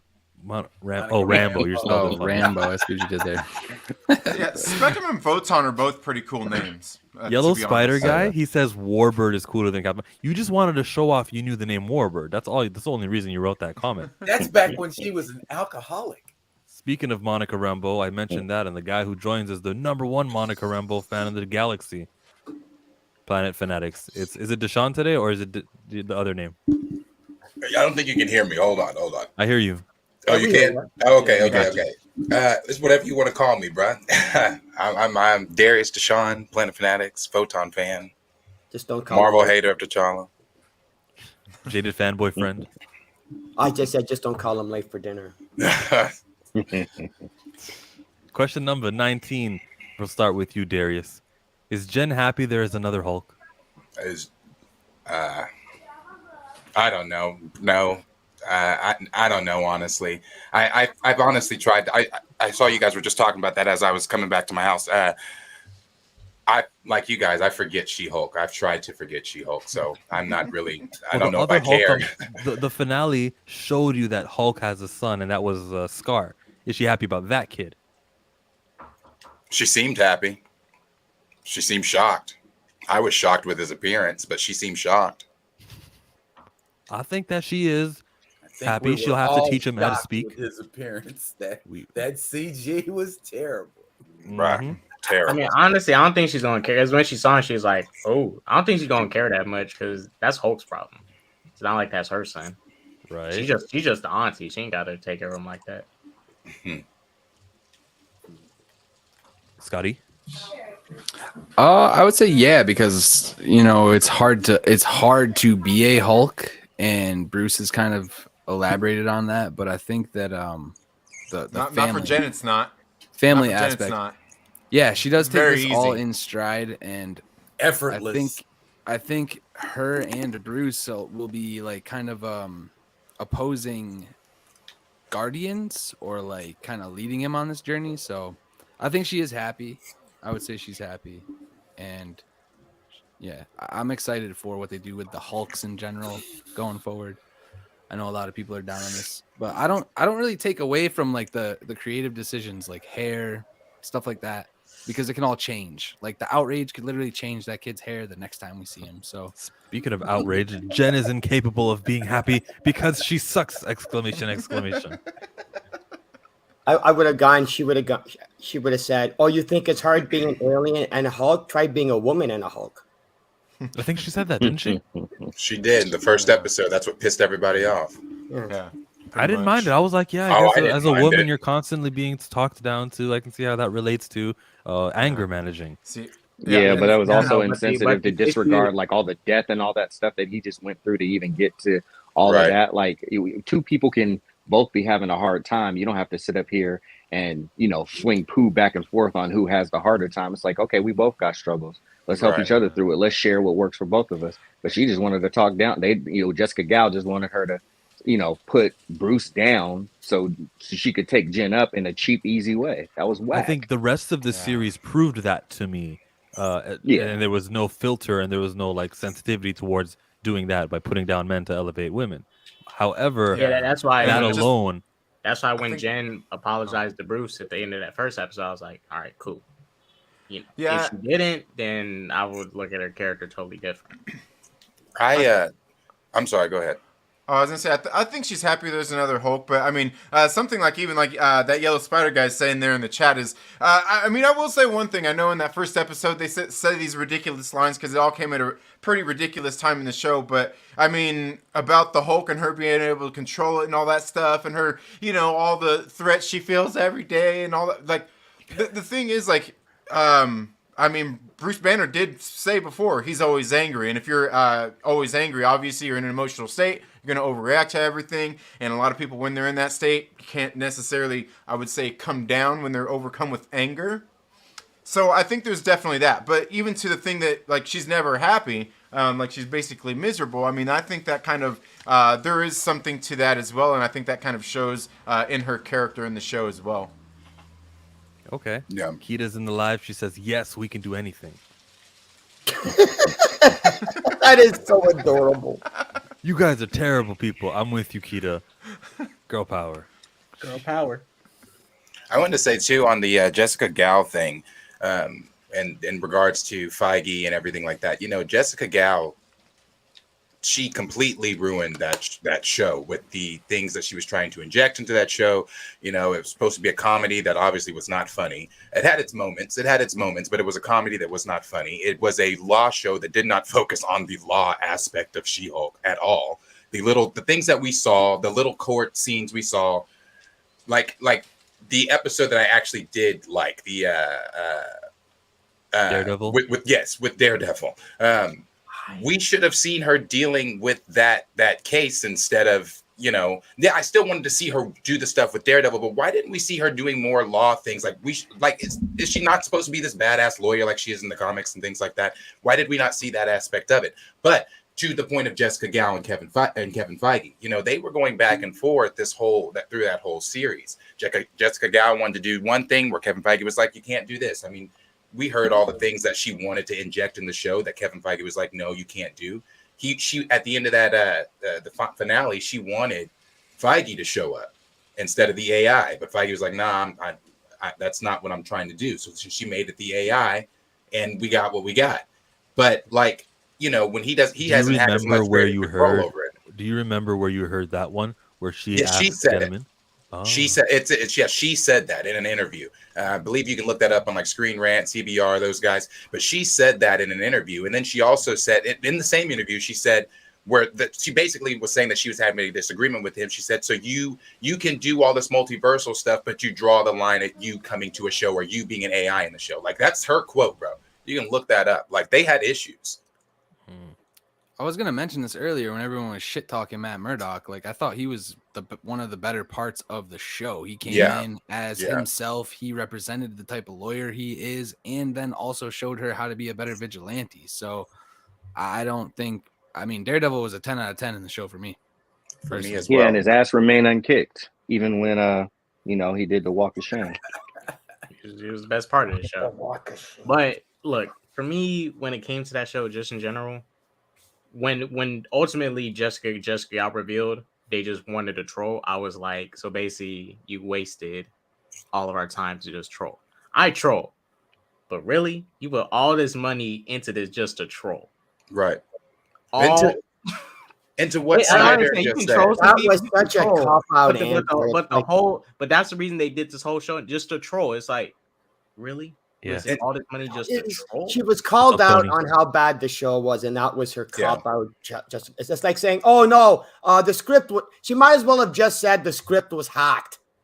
Oh no, it's not. I actually believe her based off that that last episode, because I was trolling. That was that last episode made that whole show irrelevant. It literally took out that whole plot line where they stole her blood and stuff. Like, that never happened. Right. Did somebody never turn into a Hulk? Question was just about her being happy. We answered that. How do you practice web slinging, D-Real? How do you practice this? You invent the thing. You Kind go of out like there. Tobey Maguire, hit some walls and bust your back up and fall a couple of times before you finally, okay, I need to do this now. And whoops, went through that window. Sorry. So my answer is trial and error. Trial and error. And you need a catchphrase. Up, up, and away. Shazam. Shazam. Whoa. Up and away web. Fly web. Why web? Look, the best way to practice web slinging, even if you don't have powers or if you do, just jump off a cliff and hope you catch something and swing. Oh, that's a great plan. That's the only way you can do it, to throw yourself Don't out. get any Spider-Man that way. I would say maybe move to the jungle and, just start hanging out with the monkeys and seeing what they do. Chill, learn from them. Well, he did learn some of his powers by mistake. It's not like he practiced wall crawling. He just found out that he could wall crawl. So it's some of the things he learned by mistake, as opposed to like he didn't. How do you practice the spider sense? You don't really. You don't practice that one. But web slinging, you go somewhere really high. You thwip. Yeah, but again, I'm saying other than Toby's. I'd say you can practice the. They had to actually go out of their way to invent the web slinging in the first place. I'd say you could practice the spider sense, because in Into the Spider-Verse, Spider-Man did tell Miles, you'll learn how to control that better. Yeah, you got to get attuned to your senses. You give Ned a paintball gun, he'll learn. He's like, you look that way. Give him a paintball gun, he'll learn. Deshaun, you were going to address Snyder's comment about Skaar? No, not about Skaar. I forgot what you said. It was something about Kevin Feige getting no passes. That's what it was. And it was the Kevin Feige getting no passes. I just want to say this on Kevin Feige, and maybe it's just because I'm a Kevin Feige fan, but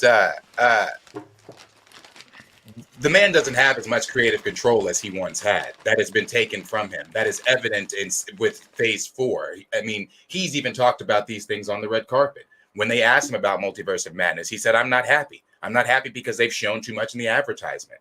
He's, we heard that he's had problems with Chloe Zhao, to where he had the guys above Kevin Feige told him, no, Chloe Zhao, this is her film, let her do it.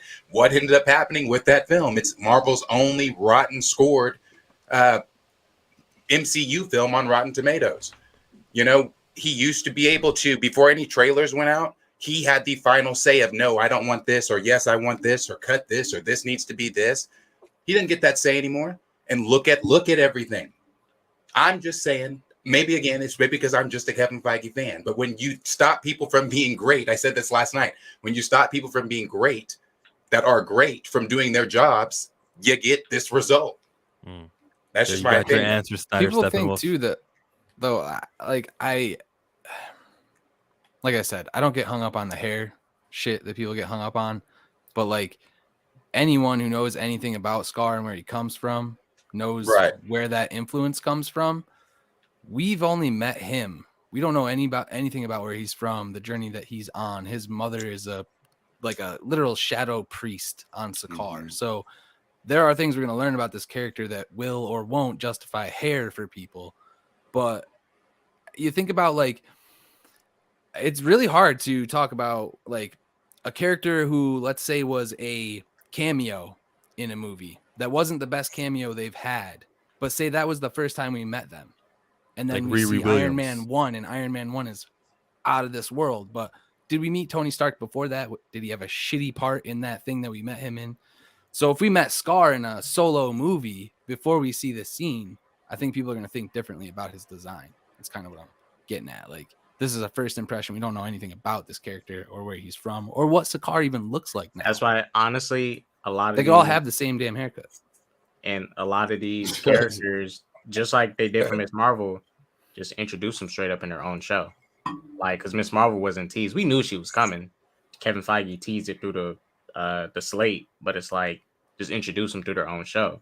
Riri Williams, just introduced to their Armor Wars. People will probably have a different impression about her. Instead not of everybody gets an Iron Man 1. Not everyone gets an Iron Man, but sometimes you benefit from the cameo. Who can forget T'Challa's first appearance? Vengeance has consumed you. And don't compare that epic introduction. Hold No, well, even Spider-Man's first introduction in Civil War was great too. So I mean, but that's when he stopped being a good Spider-Man. Well, that's Spider-Man clip. That was when he was the only good Spider-Man. That's. Whoa! Are we hating on Tom? Oh God, yeah. Oh God, yeah. Really? We always hate on Tom. Really? Other than his Civil War appearance, that was it. Really? I don't do that. No, Deshaun, not everybody here. Some of us have sense, and then there's the. They're ugly bastards, aren't they? I think Tom Holland is good at aspects of Spider-Man, definitely like the Peter Parker side, but that's I don't what know. I was going to say. I like his Peter Parker. Yeah, Oh, really? a lot of the other stuff. Okay, yeah, I see that. I like his Peter Parker. Like so yeah, like the whole. Is Peter slang for dick anywhere else in the world? You guys are both like, I like his Peter Parker. You know, that's funny. Well, you know what? I would like Tom Holland Spider-Man. I would like Tom Holland Spider-Man if he actually wanted to be Spider-Man. That in the movie he does everything he can to not want to be Spider-Man. You know what? I'd like to save the world, but I got a date. Sorry, Nick. 21st question: has a sorcerer ever proposed using a sling ring? This had to have happened. These guys have been around for generations. Because remember the ancient one? Remember how she's like Celtic or something? So as long as marriage proposals with rings has been around, it's been happening. Okay. Now, what? I was gonna say, try giving a woman an engagement ring that doesn't have a diamond on it and see how that goes. That's the thing. We like diamonds, or women like diamonds, because of the value and how special it is. If I'm holding a sling ring my whole entire kind of career, and then you propose to me, and what? I'm supposed to put this thing on my finger and it doesn't do magic? Nah, it better be a sling ring. The sling ring will have a diamond attached to it, but it's a sling ring. It happened. You like my logic? Well, everybody can use sling rings now, and you can just open up a portal and get to your finest jeweler and get however many diamonds you want. Phase 4. That part. Yo, have you heard the rumor that people think Wong's not actually Wong? It's a shapeshifter using the sling ring, causing all kinds of... Yes. Like, we've seen a shapeshifter now, so we don't know. That's why he's in every single franchise now? That's why he's popping around. Mephisto confirmed. It's a demon. He's a phantom? Oh, I thought they're not thinking he's a Skrull, because I figured that was the either or, yeah, like, or that Asgardian shapeshifter we saw just being a menace. Space Phantoms. Hey, how about Val? Then Val could be a shapeshifter then. Anybody honestly could at this point. Bro, I really liked her. I really liked her in Wakanda. How about that? I'll take it. Dead T'Challa. That's what I want. Mm-hmm. That's what I want. So that means TJ's a half Skrull. Aggressively relaxing, we asked, has a sorcerer ever proposed using a sling ring? Yeah, and it didn't work. No. That's about it, yeah. Let's go to the live chats and see what you're saying. There's ladies in the chat, dude. Ladies, could a man propose to you with a sling ring? Could that happen? Yeah, but that's not fair, because there are some women out there who go, you can propose as long as you propose. I don't care what you give me. You can give me a Cracker Jack box ring. I'm happy. If it's the Sorcerer Supreme, you'll take it. You know, he's got status. Schofield says you can teleport straight to your honeymoon. Straight to your honeymoon, yeah. Oh, you got your answer. You asked for a lady. Oh, man, that's why I asked. It ain't got a ring on it. I believe there's a song. You better put a ring on it. It better be a diamond on it. Yeah. Because if that's the case, I could just give you Cheerios. These nuts. Tex-Mex. Next question of 33 Burning MCU Questions. We're at 22. Who are the Sonic and Knuckles of Marvel? Red and blue. That'd be like War Machine and Iron Man. Ew, that was Tony and Cap. No one at this moment. You don't have any like. Yeah. You don't have any Captain Marvel and Ms. Marvel. Oh, Sam and Bucky. No, I like Ms. Marvel. She embiggens her knuckles, so she's definitely the Knuckles. And then when Supersonic gets all the Chaos Emeralds, that's Carol. Boom. Yeah, we got it. Well, are we talking the aspect of relationship or like similarities between? Bro, you know this game. You can answer however you want to answer it. Oh, well, I'm going off aspect. And Sonic and Knuckles was enemies before they was friends. So that's why I picked Sam and Bucky. Yes. That makes sense. Hawks? Well, it's tough. Knuckles is the last of his kind, right? He's like the last of the warrior breed. Yeah. I said something like that. Yeah, I think he is. Yeah, everyone's the last of their something, yeah. This is tough. I'm gonna need a minute. Did everybody already answer? Deshaun, go ahead. Who's the Sonic and the Knuckles of the MCU? I'm in agreement on the Miss Marvel Carol. Did you just say her name was what? Carol. MS period is Ms. Marvel. If you say Miss, then you're pronouncing MISS. The word used. This is the MCU. It's Miss. This is the MCU. It's Miss. Yeah, they don't know. They literally got a 2-letter word incorrectly. That's crazy. Wait, you read comics, right? Don't you, Derail? Like this was established early in her comics. She's like, listen, men get to be Miss. It's actually a 3-letter word if we're being technical. That's Mrs. No, MRS is Miss. No, MIZ. Ms. No, Miss. No, there's Miss. All right, hear me out. Hear me out. Sonic. Yes. Sonic is Mantis, and Knuckles is Drax. Kind of. But Mantis isn't fast. Mantis and Drax. I can see the Drax being Knuckles. Okay. See, and here I was going to say Wanda and Pietro. I'm going with attitudes. I mean, if that's the case, you might as well just say, Groot. Let's be honest. Sonic's an idiot. Okay. I'll take that Wanda and Pietro. I'll bring it down to Billy and Tommy. Sonic and Knuckles. Then you might as well just say Groot and Rocket Raccoon then. Skip and Tosh, how you feel about this stupid question? Who are the Sonic and Knuckles of Marvel? Oh, were you not on our screen? Did you have another tab open, my friend? He just read it back like he wasn't.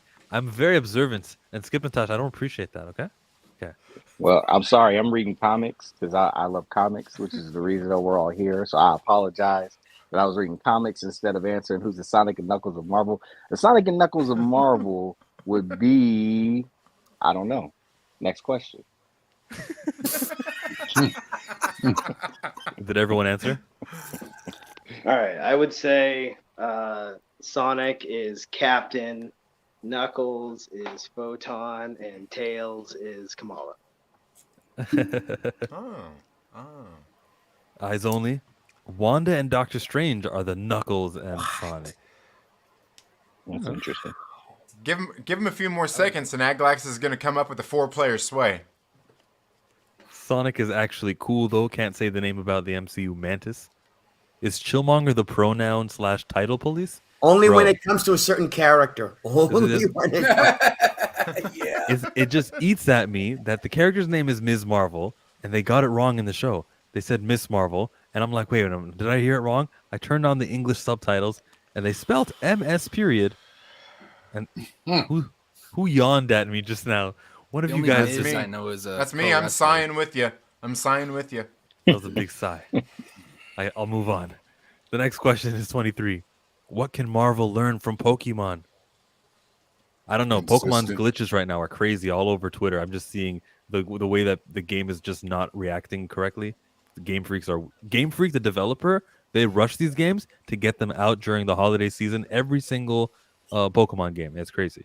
So what can they learn from Marvel? Have a green Hulk, have a red Hulk, have various superheroes. Just take the same super character and just make multiple colors of them. Marvel needs to learn to evolve. I mean, you named 2 colors they are already. Yeah, ain't that the truth? Yeah, Marvel needs to learn the concept of evolution. You can have old Pokemon in the new games, but there is always 3 new: a fire starter, a grass starter, and a water starter every single generation. Even though we all know Bulbasaur, Squirtle, and Charmander are the popular ones, and Pikachu, they're still in the games, but we always get new. So that's what Marvel can learn. Actually, Marvel already has learned something. Pokemon can exist together at the same time and not be killed off.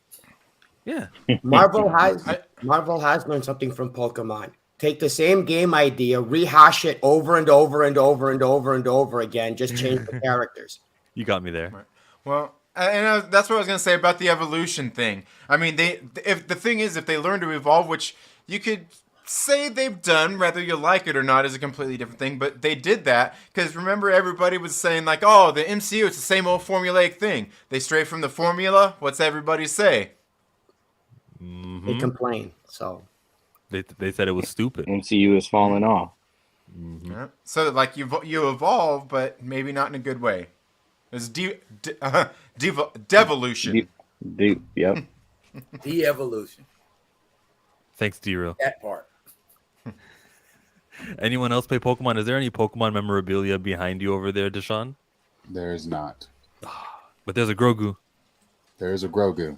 Oh, God. There goes your credibility, Deshaun. That's what Marvel There goes can your learn. credibility. What'd you say? I said, there goes your credibility. That's funny. You want to touch this one? Is what Marvel can learn from Pokemon. Oh, what? Ash Ketchum has been 10 years old for 20 years. You don't have to change that much to still keep people sucked in. So drastic changes are not really needed. And never win a championship. Oh no, he did. He did. He did. He 20 did. years to win Yeah. one. That loser finally took 20 years to win. Yeah, I was gonna say he just actually won. won a championship. Yes. Like he's a master. It Like wasn't last even week. in his own home region. It was not even in his own home region. It was in another region where he finally won. Finally. 24. What, If did the other Twitter person, went. did Finish the your other joke. person just forfeit? That's the only way he could win. No, but one time he lost to a guy who only had 5 out of the 6 Pokemon, and he still lost. That was crazy. That was Unova. Generation 5. Holy. All right. If Twitter went down in the MCU, who would be the cause? In the Solar MCU? or Ultron? Ultron. Yeah, that would be Ultron. I was going to say Hammer. You're right. It is Ultron. I will accept no other answer. No, it's Tony Stark, obviously, the white colonizer who bought it out and decided to crash it into the ground. You don't underestimate those white colonizers who buy everything. I was going to say that it's the She-Hulk leak. It's going to break the internet. Oh, intelligentsia. That video, that one video broke Twitter. Kim K's done it before, right? Yeah. Yep. Yeah, didn't she? When did she do that one? That was when she had a trash bag, right? The Was Kim that K the one? video or the picture? Yeah. No, they broke Twitter when they took a photo at the Oscars, and Ellen took the photo, and she said, and there was all the celebrities. That was when they broke. That was it. Yo. World history. That'll be in textbooks one day. Oh yeah. It'll be in holograms. Problem is, you're not being wrong. You're not wrong. You say it'll be in Right. holocrons. Yeah, it'll be in holocrons, not textbooks. Any more fun answers? Ezekiel Stain. Protect his wife. I say Ezekiel Stain would take it down. He's all like, that's his powers, right? Like he's all technological. He could literally just jump into the system and just crash it down. I'm a huge fan, but I don't remember where Ezekiel Stain comes from. Where he It's comes Obadiah from? Stane. Like, Yeah, like what- you mean what his movie? dad, Obadiah Stane? Yeah, it's Obadiah. He's a monger. You got to know about the mongers. He's a monger. You're a monger. You don't know about the other mongers? No. Oh. See, and I was getting at about reading comic books while we was up on here and not asking about Sonic and Knuckles. See, I'm up here getting my education. You know what I'm saying? I'm getting my education. I'm doing my homework. It's all right, monger. I got you. If someone asks a question, just text me. I got you, bro. Are you done? Are you done? Last word. Next question. I was going to say Scott Lang because you would have, as somebody who has no idea what he's doing, being given in charge of a company that has no idea how to actually deal with. So True. When does Cap believe it's appropriate to begin playing Christmas music? Bruh, I know Cap is on my team because I remember when it hit November 1st, Mariah Carey was like, Halloween's over, Christmas. And I go, what? No. That's my one issue with just the holiday season. Stop playing Christmas music during the month of November. That is too early. At least wait until Way too early. the last 3 days of November or something. The last 3 days of November. What would Cap believe, though? Cap is a realist, so he would say that music needs to be played in December because Cap is a good man. Yeah, he's a with good traditionalist. ideas. Cap's bro, old, man. December music back in the 40s, that would that's even then, that's too long for him, I think. Didn't y'all already have y'all's Thanksgiving? Jaded and chill? We had it in October. Yeah. Oh, yeah, I'm talking about for us Americans. Southerners. Oh, I can't say you're Southerners, actually. Daryl's here. You're a Westerner. Touche. I should draw up everyone, like, depending on where they are on the map. So, like, I'll be up north. Well, in that case, all the Canadians on top and all the Americans on the bottom. Daryl, where are you? Alaska. Wow. Okay, then he's... You're an Oklahoman, right? So you'll be right here. Aglax, well, actually, I know where you're from, I think. But I don't think you want me to say it. But I think I know where you're from. You got him placed right. Can I guess? Aglax? Right. I'm in Nova Scotia. Yes. Chill, I should be above you. I'm in Nova Scotia, man. Put me up top. Stop playing with me. Oh, yeah, I'm being stupid today. All right, the question is, Cap, Skip and Tosh, when does Cap believe it's appropriate to play Christmas music? Cap is a traditionalist, so he's not going to start playing that until after Black Friday. So yes, Mariah Carey can keep on fall until after Thanksgiving. Then you can pop your eggnog, you know what I'm saying, break out your mistletoe and do your thing. Okay. The only one who's really Keita says November. One Snyder 7wolf, yep, had it in October as well. See, like, this is not acceptable, bro. Eric says, what is more enjoyable, Christmas Day or the build up to Christmas Day? Christmas Day, freak that build up. The presents. Thank you. Depends on if you snuck into your parents' bedroom and seen what you're getting for Christmas or not. Yeah, that build up is only good for the Christmas music, Actually, you know, hearing the Temptations, Michael Jackson, and some good old Christmas movies. But we're here for the presents. When it came to the parents hiding the presents, my mother would hide them so well we'd have to spend almost 2 days trying to find them where she hid them because she forgot where she hid them. Does it make sense? You had to tear the whole house apart because she forgot where she hid them. Does it make sense? Like, am I the only one that feels like Christmas doesn't look the same? Oh no, you're not the only one. Okay, like it just doesn't look the same. Like what? Because when I was a kid, bro, like I don't know, Christmas was the build up, the day of, all of that. It was, but now I like it's not. And people like, oh, it's just because you're older. Like, nah, bro, it just doesn't. It doesn't look the same. Yeah, and I don't know how to explain that, but it just doesn't look the same. Yeah, it just looks like a big commercial now. Yeah, I can agree with that. Yeah. Okay. Mm-hmm. Yeah. Next question, guys. Yes. Has Quill ever heard "All I Want for Christmas"? Well, yeah. Yeah. How? No, that's Mariah Carey. But he only has music from the 80s, and she began 90s. It's Mariah Carey. He probably got an updated track. Wait. It was universal. It was the Skrulls heard it. There were Skrulls on Earth, and they got it brought throughout the like, oh, you got to hear this record from C-53. He's been to Earth. He's been to Earth. Yeah, on his way to Earth. As long as he was here during the holiday season, if he went shopping, if you just, he heard that song. So was Quill on Earth during the Christmas period? Well, I don't think he was. We've gotten the trolls to be able to give. Which movie was this? Well, trolls have been around for a long time, though. Oh, yeah, you could have gone the '60s troll. I was thinking more of the rebirth of the trolls. Bro, he's never heard "All I Want for Christmas." Oh, he has. Lucky him. No, he has. He's from Earth, and that's the anthem. Didn't she just try to make herself Queen of Christmas with that? Like, yeah, really? Yeah, she like petitioned to be like called Queen of Christmas. Oh God. I think when he visited Earth, he went ahead and downloaded a huge playlist. Okay, so he got to it.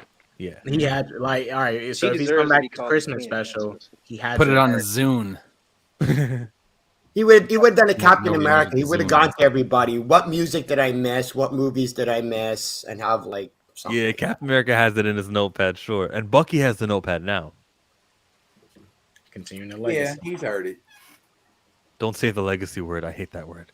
Oh, and by the way, for Eric Guapo's comment, the reason people don't decorate as much is because where we live at, and Everybody goes around and steals all the stuff from your yard. They'll steal it. They just steal it. In Alaska, they never take it down. There's Christmas lights up in June. Oh wow! God, yeah, so they just never take them down. Like in Alaska too. Sorry, I don't mean to do this as a question, but in Alaska too, like it's like y'all have like longer, like you'll go days without. Is that true? Like you guys will go day without sunlight? The winter, the days are shorter, and in the summer, the days are longer. But it's not a full day. There is a day in the up northernmost point of Alaska, like in Barrow, where there's literally like 30 days of night. About 30 days of night, baby. I wouldn't say 30 days, you know but maybe like about. 2 weeks. Yeah. Oh wow! Really? Yeah, because I know, like, I'll go visit my sister up in Seattle, and we'll get out there, and even during the winter time, we were out there one time, and it was still daylight at like 9 p.m. And and I'm here in Southern California. I'm like, man, this is crazy. Yeah, that would be the still summer. comes up early. It still comes up early too. Midnight sun for a reason, because literally in June, the sun doesn't go down until like 1 a.m. Wow. Yeah, we get it bad. We get like 9 o'clock in the summer, like a sunset at 9 o'clock p.m. Yeah, in the summer. It just has to do with how north or how south you are from the equator. Yeah. And that's your geography lesson for today, boys and girls. Edutainment. You're welcome. I learned from Tom. You're welcome. There's a vampire graphic novel, 30 Days of Night. It all takes place in Burrow, Alaska. Yes. Amazing. Yes. Didn't they make that into a movie? Yes, they did. Yeah. Bro, that would be terrible. What's his name? Josh Hartnett. Yes. Pulled it. Beat me to it. Mm-hmm. The Faculty. That would be terrible. If Kamala embiggens her brain, does it increase her memory? Bigger brain, bigger memory. I'm saying true. Unless you guys are brain doctors, then I don't want to hear any BS made up science to disprove me. Everything shrinks in size until it gets bigger. But I would say the thing is like the technology. We're getting smaller and smaller chips. Look at your phone. Mm-hmm. What's that got to do with this? this? An animal that has a bigger it's relative. brain? It's relative. Whale. I thought the elephants were known for that. They don't forget. Does an elephant have a bigger brain than a human being? No, I think their brain is pretty small, but they're super smart. Let me see. I'd say I know plenty of people who have normal sized brains, but you wouldn't know it. I think when she embiggens, her skull embiggens too. She just got a big brain. That's all. It ain't nothing added to it. Big ass skull. Okay, so correction. The elephant brain is 3 to 4 times larger than the human brain. See? And we've seen how smart elephants are. But that's relative to size, though. Look how big they are. Yeah, it's again, in other words, in relation to the size of the elephant, how big is the brain in comparison compared to the human-sized brain to the... That has nothing to do with like the science aspect of this question. If she embiggens her brain, it would increase her memory. Elephants have a reputation for not forgetting. It's a saying that I've heard, so I'm going to say that because it's 3 times the size, it also helps with the memory. You know what? Because that's actually true. Because it's recently happened. Is that saying based in anything scientific? Or is it just somebody like an elephant never forgot? No, it's for the sake of this. No, that is scientific. That's scientific. Yeah, but in terms of like where they've been and how to find their way places. If I roll up on an elephant, is the elephant gonna be like, "Hey, there, I remember you from last week"? Did you guys hear? No, honestly, though, that is scientific. The elephant that attacked that guy at his funeral. I saw that. Yes, that elephant remembered. Yeah, I remember that. But the isolated incident, are elephants coming getting revenge on everybody who did them wrong? Well, there have been stories of lions and dogs that have been away from their owners for like years. Then they reunite and they remember the owners. So it's not just. That's because they can smell them and they have a scent that they recognize them from. That they remember. But that is scientific with the elephants deal. Like they've shown studies and had, these elephants that remember like their owners or. I hear what you're saying, but is that because of the size of the elephant's brain? Which brings us to the question: if Kamala embiggens her brain, does that increase her memory? Yes, it does. She Yeah. embiggens her fist. It increases the pain. She embiggens her height. She can increase her view. Of course. Science. Okay. This is MCU science. Hold on. Let's make this clear. This is MCU science. Just put quantum in front of everything. You look at Reed Richards, the maker. He makes his head different sizes and does different things to facilitate like different problems he's trying to solve and biggening certain parts of his brain. So in the comics, that's been put forth as like something that could really work. I like this one. Okay, so how big is Moon Girl's brain compared to everybody else's? No, she's just smart because she's an Inhuman, so that assists her brain power there. I just want to say that Aglax's answer disgusts me. That's the whole "it happened in the comics" argument. He used comic books to support. It happened in the comics is never the argument. It's just always the rebuttal. Oh, it's the excuse. It's the excuse. Oh, yeah. What was Daryl saying before I played the clip? It's the answer you don't want to hear. D-Real, were you gonna say something? No. Okay. Next question, 28. Likely or unlikely? K-Dot, let's start with you. A Joss Whedon return. This guy. Which answer you want, corporate or real? Give us the real. Which one? All right, the real one. We know Kevin Feige and these companies don't care. Hell yeah, Joss Whedon can return. He gave us $1 billion. Bring him back. Yep. But the corporate answer, this won't look good for PR. We see what happens with Ezra Miller and WB. Yeah, no. But honestly, give it a couple years, they'll bring back Joss Whedon because people are not going to care about the whole Joss Whedon abuse stuff anymore. Give it a couple years, they're going to forget, and he'll be back. Daryl, is this likely or is this unlikely? Unlikely. Scotty from Hawks Holocrons, if you're there, is this likely or unlikely? Very unlikely. Very, very unlikely. Silver Surfer? Return as what? Because that's the question. It's like they may not. They'll bring him back because he can be the Speedo boom mic guy. Yeah, he's the. You stand in Speedo and hold my boom mic. I was gonna say the caterer didn't show up, so they were gonna call Josh Whedon to help serve the food or something. But Whedon's a good writer. Eventually, he'll come back. He's not a felon, as far as I know. Hold on, Felicity. Only one correction. Joss Whedon was a good writer. Ooh. Very unlikely, says H-Town Boss. Welcome to the stream, H-Town. Joss is a successful Caucasian man. Holly Weird will give him another chance. That was hard to read. Hey, the guy who freaking did the Godfather movies, Francis Ford Coppola. Coppola. He gave Victor Salva a chance to, he's not relevant, Victor Salva, but he fought for him a lot. Hey, we got Mike from the YouTube channel Rogue Comics. Hello, Mike. Is that the guy who did Jeepers Creepers? Sorry. Yeah, Francis produced it. You done interrupting me, Trinity? Yeah. Sorry. Hi, Mike. Hey, Joe. Hey, good to see you. Is this likely or is this unlikely? Joss Whedon will return. Oh, yeah, it's likely. Unless they ban a-holes from Hollywood, he'll come back. I don't understand I don't understand if being an a-hole is a cancelable offense. Not yet. No. Skip. Joss Whedon's coming back, right?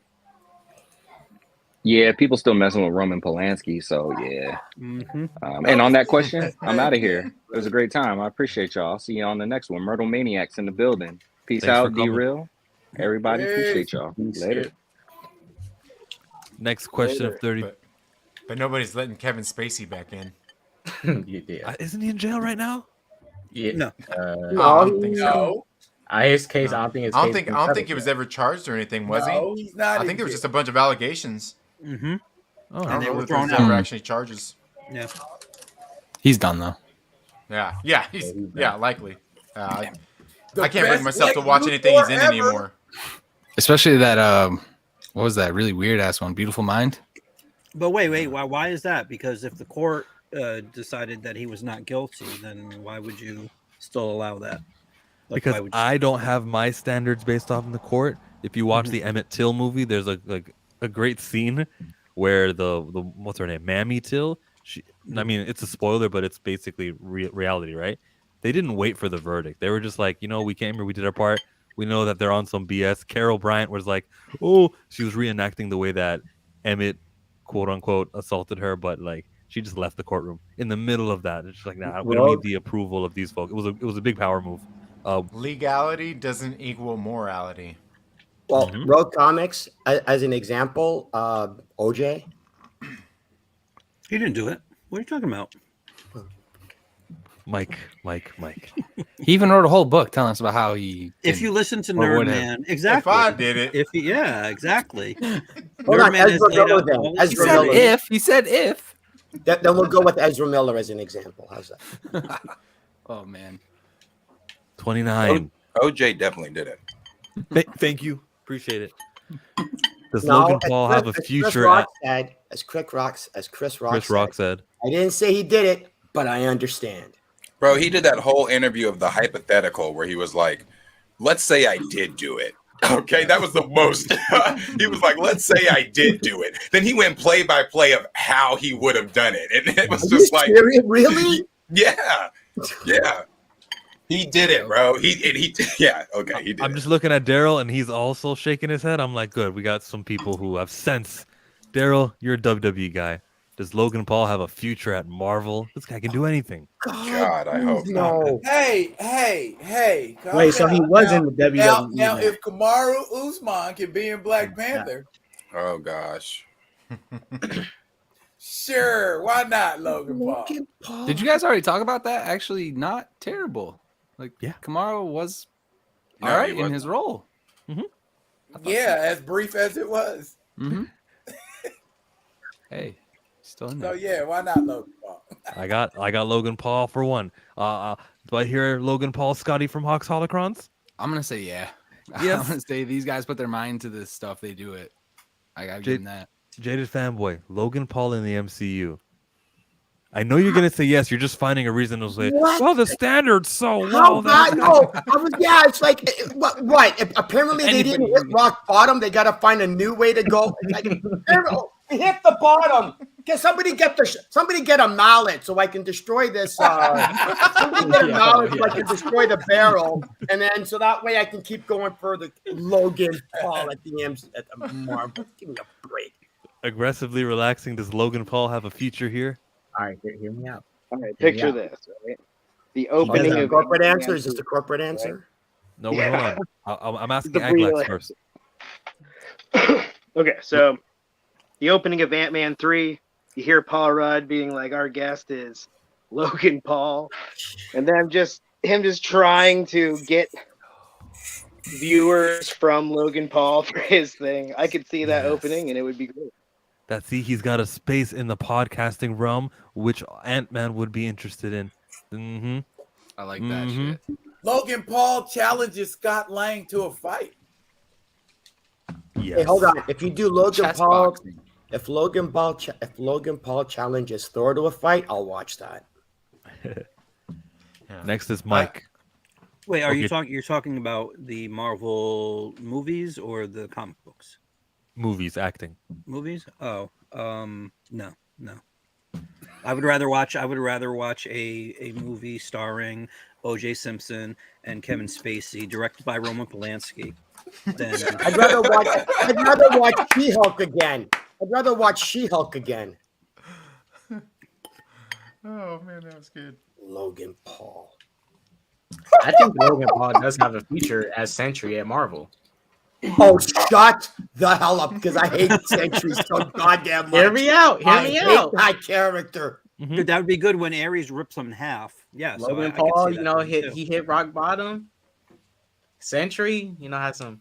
They put George St. Pierre in a movie because he can kick. Hey, actually, K-Dot, that's good because to establish how DC went rock bottom, they got The Rock. Marvel can go rock bottom by having Logan Paul. There you go. I thought you were gonna say by sniffing rocks.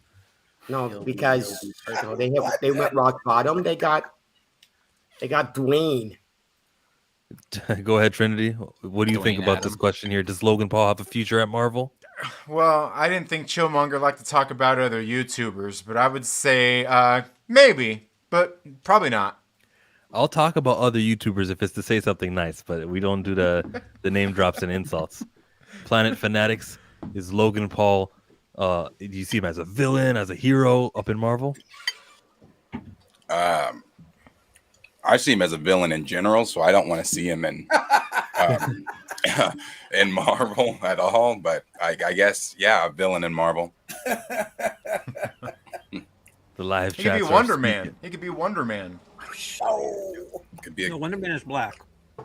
Oh, my bad. My bad. You're right. He could be background character number 17 that gets killed in an avalanche. How's that? And cancel culture. DC Diesel says maybe. It's not a maybe, it's a yes. You should have been in the Toad in She-Hulk. Who's the Toad in She-Hulk? Frogman. Yeah, Frogman. Okay, actually. Yeah, I can see him doing that. Yeah, he did a frog splash. Why not? Oh, God, yeah, because that. Yeah, Rampage. Did he really though? No, he did a crazy frog splash. He even had a phone out, and he was not live streaming, but he recorded it. It was crazy. No, he was live streaming it. Oh, was he? Cool. Yeah, on Instagram, I think it was. That's awesome. Was a team Barkis, so yeah, Logan Paul might do well in the MCU. GSP and Captain America. Yes, they're not the same thing, but yes, he can speak English. Jared says Logan Paul will be Eddie Brock. I hope not, but I can see Sony Marvel make that cast. I can kind of see that. I would actually. So we're already justifying. I think we've answered the question. We're finding roles for the kid now. Like we're at 30. What's the most promising upcoming Disney Plus series? Secret Invasion. The most promising Captain America: New World Order on Disney Plus. Falcon: New World Order. That's what I meant to say. But of the series, that's a movie. Not the movie. Oh, series. I'm not excited for none of the series. Probably Daredevil, but I don't care that much about Daredevil. Oh, easy. Loki season 2. Oh, okay. God. Yeah, I want to back up Loki season 2, definitely. Ooh, Lokis are winning right now. Lokis are having it. Jaded? I believe there's supposed to be a Midnight Suns coming up, so that's the only one that I think is really interesting. It's not announced, so I can't give you that. You got to think of something that's announced. Oh, I don't know what's officially announced or not, though. What about Daredevil Born Again? I only know what they posted up. That's all I don't know. But not Daredevil, huh? No, not really. No. Rogue Comics, what are you most excited for? Well, waiting for Daredevil, but that's a little whiles off, so I'll go with your Secret Invasion. Nice. Be Real with D Real. What he said. Secret Invasion. Daredevil. Trinity, you're thinking. Yeah, well, the thing is, because they didn't announce the mutants yet, because the X-Men are so outdated. It's the X-Men, okay? It's the X-Men Victoria. Sorry, but I would say probably Secret Invasion. I think Secret Invasion. Well, the X-Men 97. That's official, right? Why did they name it X-Men 97? If it's the mutants. Yep. I mean, I'll go X-Men 97 because that looks the most promising then. Okay. Do you think that if people complained about stuff like that, like decisions like that, without being incel YouTuber grifters, that they would listen to us more than these other people that are clearly monetizing this nonsense? Like if you had somebody with a rational, temperament or whatever, say, hey, you guys, I mean, X-Men isn't like a derogatory term, excluding women or whatever. They might listen more. You know what I mean? But instead, I don't think so. No, because there's really no solid argument to that. Instead, they look at YouTube and they go, but given that it's a stupid ass decision, I've elected to ignore it. Yeah. Nice. No, I don't think so at all. And Feige kind of he answered that. Someone asked him, are they going to be called the X-Men or the mutants? And he said they're interchangeable. He said I said mutants, but we are definitely going to use X-Men. That was at Comic-Con 2019 where one of the Variety guys said, I noticed you used the word mutants. And he's like, yeah, same thing. Yeah. So, yeah. Oh, wait a minute. So they're no longer officially miracles. They're now officially mutants. Oh, like Wanda? Yeah. Well, they bought the word mutant. They bought the word mutant. Okay, so Wanda. They already been throwing it around. Namor called himself a mutant. Yeah. Yeah, but I figured he called himself a mutant because of he didn't know the rules. He kind of like could have used the word hybrid. Okay. I guess the character who used the word mutant has a name. It's Coogler Khan. Okay. Yeah, and wait, all right. So the way Namor was born, is he really a mutant? Like, because that's not the mutant gene. That's because he's not a mutant like the X-Men are mutants. Yeah, he's a mutant. That's what I'm saying. He's a mutant in the truest sense of the word, from a biological term. Right. He has a trait that neither of his parents had. Right. I'd like to change my answer to Ironheart. I completely forgot that was a show that's coming up, and that is the most promising. That's my sleeper, actually. I actually am kind of excited. Really? You think that's that's going to be a sleeper? What he meant is it's going to put him to sleep. Is what? No, I think it'll. I think it's going to cross over with Wakanda Forever. I think it'll catch up to that point and then go beyond it, hopefully. But I don't know, dude. I always hype myself up for this. It's probably going to be a prequel. Her junk suit, like we won't even see her create the thing. It's gonna be a prequel, bro. You mean like a prequel type thing? Yeah. I mean this suit here. Yeah. Wait, because did y'all see the set photo? She got like a compared to the suit she had at that mechanic shop. She has like an actual Iron Man looking suit. It looks like a War Machine suit, very very bulky and big.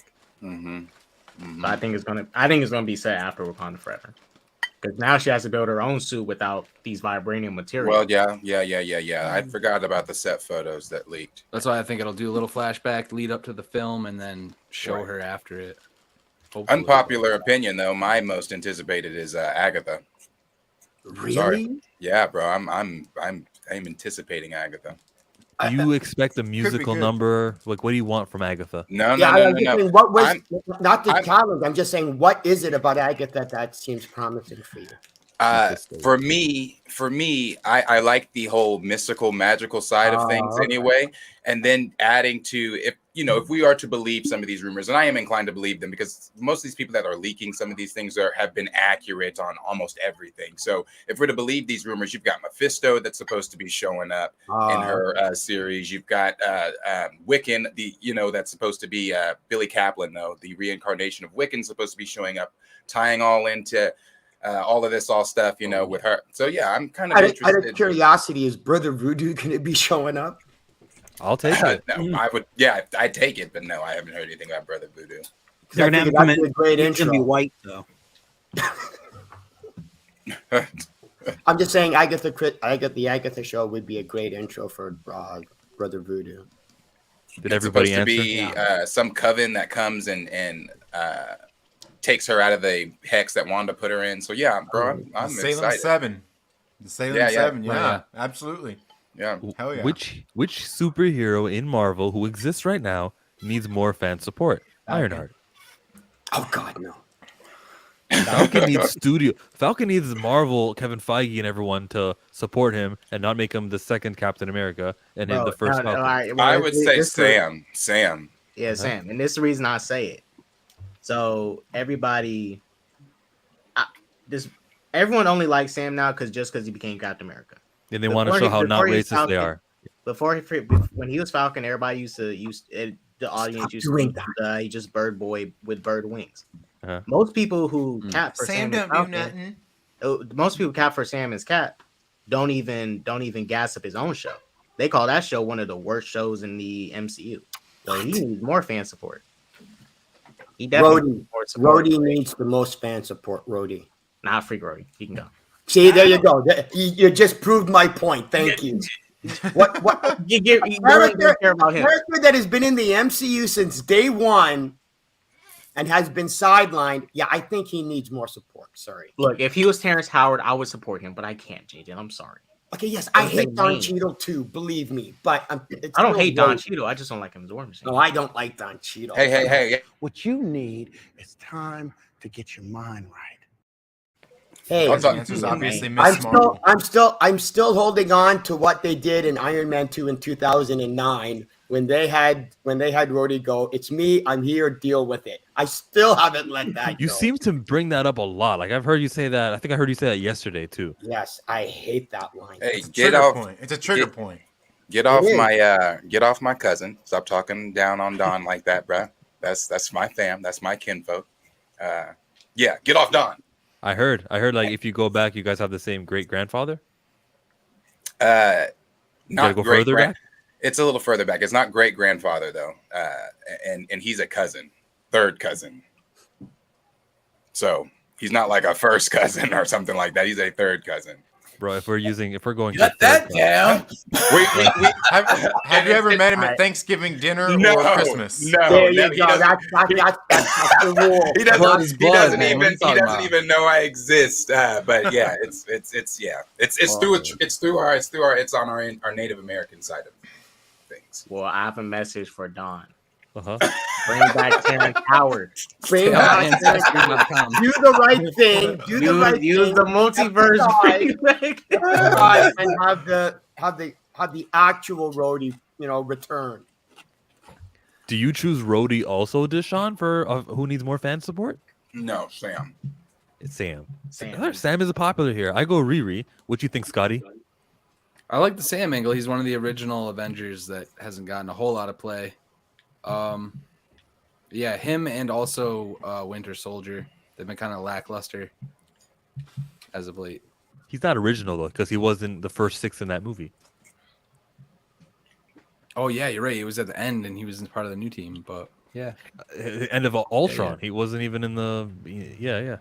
What about you, D-Real? What's your hero need? Monica Rambeau. Really? I like that answer. Oh yeah, I like that answer too. Because I'm very, very, very concerned about how they're going to depict her. They had already, went off the reservation with her origin. And so how are we going to turn that into, something that's viable and hopefully get her a solo movie eventually? The Marvels will be telling. And, her series, she's supposed to be getting a series on Disney Plus. Yeah. Not till Phase 7, but yeah. Phase 7. The cosmic stuff is gonna. The cosmic stuff's gonna be a big test for the casuals, I think. Yeah. I like Sam as Falcon, less after the Winter Soldier show. All the female heroes need more support apart from Wanda. You might be. Shuri's fine. I think she got enough support here. Are you sure? Fan support. I said fan support, right? Because that's true too. After this. Because look at all the most popular females that came out of Phase 4. It's still Wanda. Yeah, she's got the most Wanda fans. literally created. I forgot what the question was about. Fans. Wanda has a cult of fans. She does. It's her. I'm one of them, so I know. Right there we go. Exactly. Hey, and stay tuned on Chillmonger because I'll be doing Photon Fridays, and I'll try to get Deshaun on as much as I can if the schedules permit. But we'll be reviewing the comic series that comes out December 7th, I believe. So stay tuned, guys. Monica Rambeau, Photon. Keita says Riri Williams. That was the correct answer, obviously. That was the correct. Don Cheadle ruined Fresh Kamala Khan. Why does Kamala need fan support? She's fine with the fans. Because that way it'll ease. It'll ease her transition into head of Marvel once she gets rid of Kevin Feige. Because she's already stood her ground when she's telling him that the MCU is not the 616. So I don't think she will take any mess, and she's a comic book head, and we need her in charge of things. Let me explain that one. Very intelligent. Earth 199999 is there we go. It's what the MCU is. And if you want to be like Deshaun and call it the 616, you'll be correct. Whoa. I was thinking you were about to go in that it is a 616. What do you mean it's 19999? I mean that comic books is 616, and the reason we number things different numbers is to know we're talking about different things. No. Kevin Feige has said it's 616. Sorry. He's wrong. And he's wrong. No. Kevin Feige has said it's 616. 838 has said it's 616. Why do we keep wanting to call him Mephisto, but it's not? So what is the comic book universe? 616. So we got two 616 universes. Mysterio, you were going to say. This is the MCU 616. Because it's the reality they want to break and mess up. Yeah. It's clear. Asterisk 616. Second Street. It's They already clear, did that and with the Ultimate.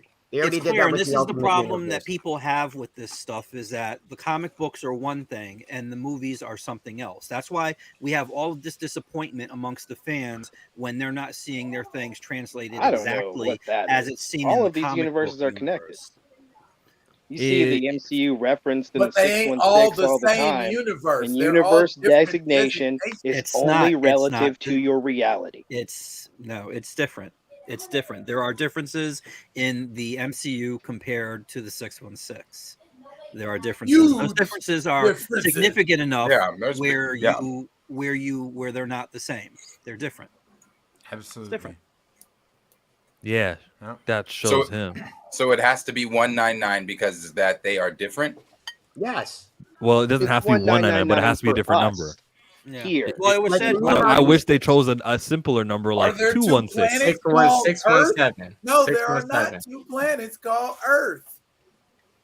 No, there's not. But are we looking at the? I mean, I'm a comic book fan, so obviously, I recognize that as its own. It's 616 universe. But are we really looking at that and tying that into the MCU? I mean, they adapt from that. In your mind and in your heart, regardless of what Kevin Feige says, when you look at those movies, do you go, "That's my 616"? That's my Taskmaster. That's my Wanda. That's my ego. That's my Mantis. That's my Drax. Come on. No, I don't. They still have a Black Panther. That's true. No, I His don't name look is at the T'Challa. MCU. Mike is smart. Mike's like, I'll get him this way. Yeah. Yeah. Okay, because you used T'Challa, I'm in agreement. Hey. Or Iron Man. Iron Man's dead. Is Snyder still in here? You finally got it, Snyder. I said it.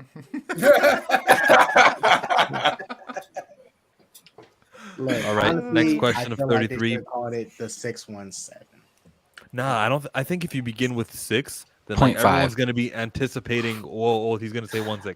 Just start it off with a different number. Now we're getting really mad. That's crazy. The MCU should have been. The MCU should have been 666. That's what it should have been. Oh gosh. There is a 616 universe, by the way. I mean 666. Excuse me. Oh, there is. Yes. Let me guess. It's ruled by Everybody's Mephisto. evil. Oh, let me guess. It's ruled by Mephisto or something. Super metal. It is demonic. Yeah, it is a demonic. Oh, okay. Mephisto's actually a good person. Yeah, everybody else is bad. He's a good guy. Really? I don't know. You have food in your mouth when you said that, Mike? Hey, dude, every time it seems when I cook food, I can be sitting here for an hour not doing anything. Crickets. I start making something or I go to the bathroom. That's when the short bus pulls up and everybody gets out.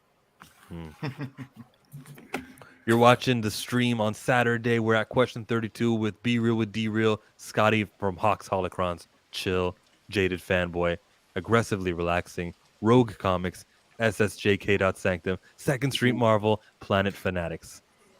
Why is it so hard for Black Panther films to perform well internationally? Racism. It's because the audiences have been conditioned to valuing characters who have a lighter skin tone complexion, and when you get something that's not that, they go, "Oh yeah, this is the thing that doesn't matter," and all of a sudden the movie doesn't do well internationally. That first film did great domestically, like it didn't match internationally.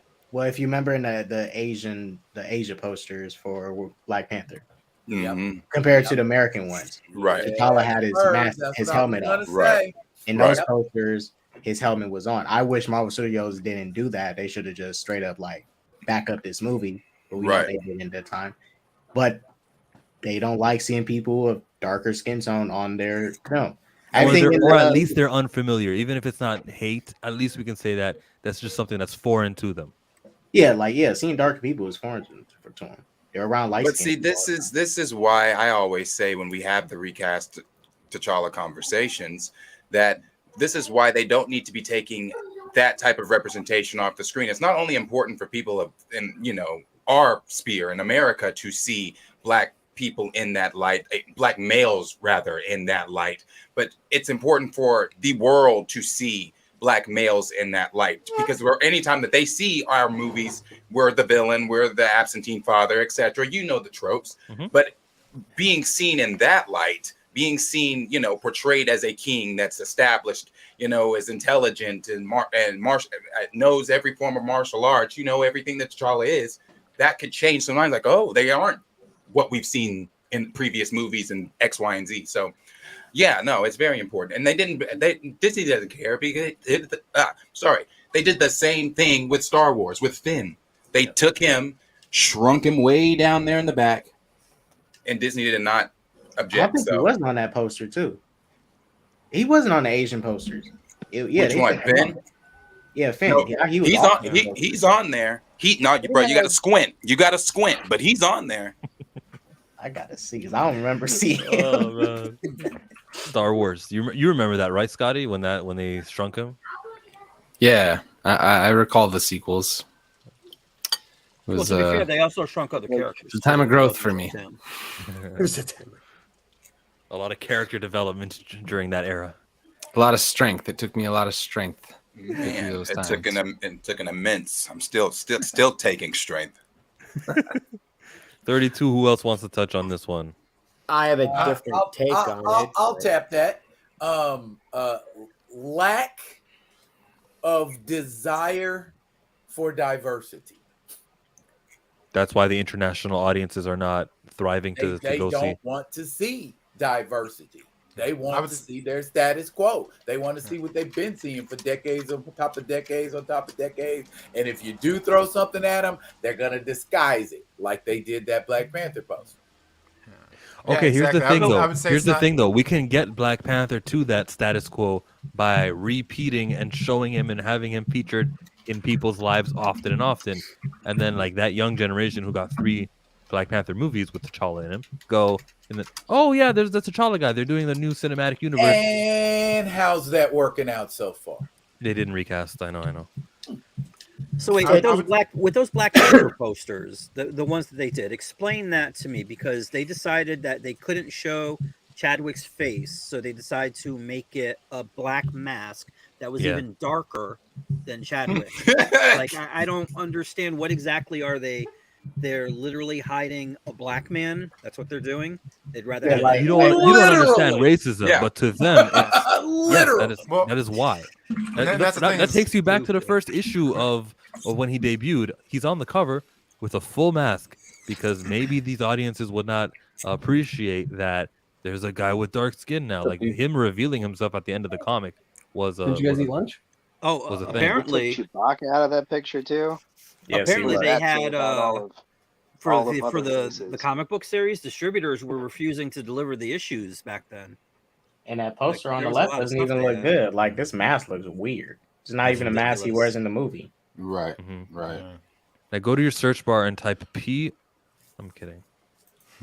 Get it? I would say where we've been at. I don't think it's due to racism. It's discrimination. Because I don't think it's not the same thing. I know it's not. It's not the same thing. Yeah. Because I think if you discriminate against them because they are black, sure, that's racism. But I think there's other reasons out there besides that. I mean, maybe they just don't like the character. And that is why I use it's a form of discrimination. Term, the lack of desire for diversity. You did say that. Prejudice, discrimination, racism, whatever word you want to put in there, they don't want to see diversity. Period. Aggressively relaxing. You don't want to see diversity, right? That's why you're so quiet in this question. Oh, I think like 2 of the biggest ad campaigns of all time featuring these heroes was definitely a bad thing. That's what we're saying. Why is it so hard for Black Panther films to perform well internationally? Do you have a take on this, my friend? Aglax? You still there? Oh, I agree with what you said. Definitely. Like, it's definitely a real thing that the foreign audience might not be there for this character. But that's being proven by, I guess, the box office is what you're saying, right? Yes, the percentage for this movie, the one that's happening right now, Wakanda Forever, it's like 52% domestic and 48% internationally. Do you have the Usually, numbers for the old one? it was just about the same thing. It was like 50-50, I remember. Like Yeah. Are we talking domestic? What BP1 made? Domestically made 700 million. Opening. Oh, overall. Yeah. Overall, domestically, and that's nuts. Yeah. Like So today, your it's only at analysis that 200. racism plays a part in this, I 100% agree with. But no matter what, it's great because we're seeing these amazing heroes. Like, there's a lot of really good people, cool characters that came out of Wakanda Forever that people love. Yeah. D. Diesel says, check out the racist anti-black commercials in those countries, specifically China. That there's that washing machine one. I'm not sure. I think I remember the one. Yeah. I saw that washing machine. I saw that washing machine one. Yep. That was wild. We squirming now, ain't we? That was wild. Eric says, do you think calling white people colonizers in the movie and the American social undertones pushed foreign audiences away? No. That has nothing to do with advertising the movie. That happens once you're in the movie. I'll be honest. White people don't really get offended by that colonizer stuff as much as like the white people you hear on the internet. I'm being real. They really don't care. Like, dude, you walk up to a white person. Accurate. Walk up to a white person. We have white people in this. They're not really going to care. They get fake outrage.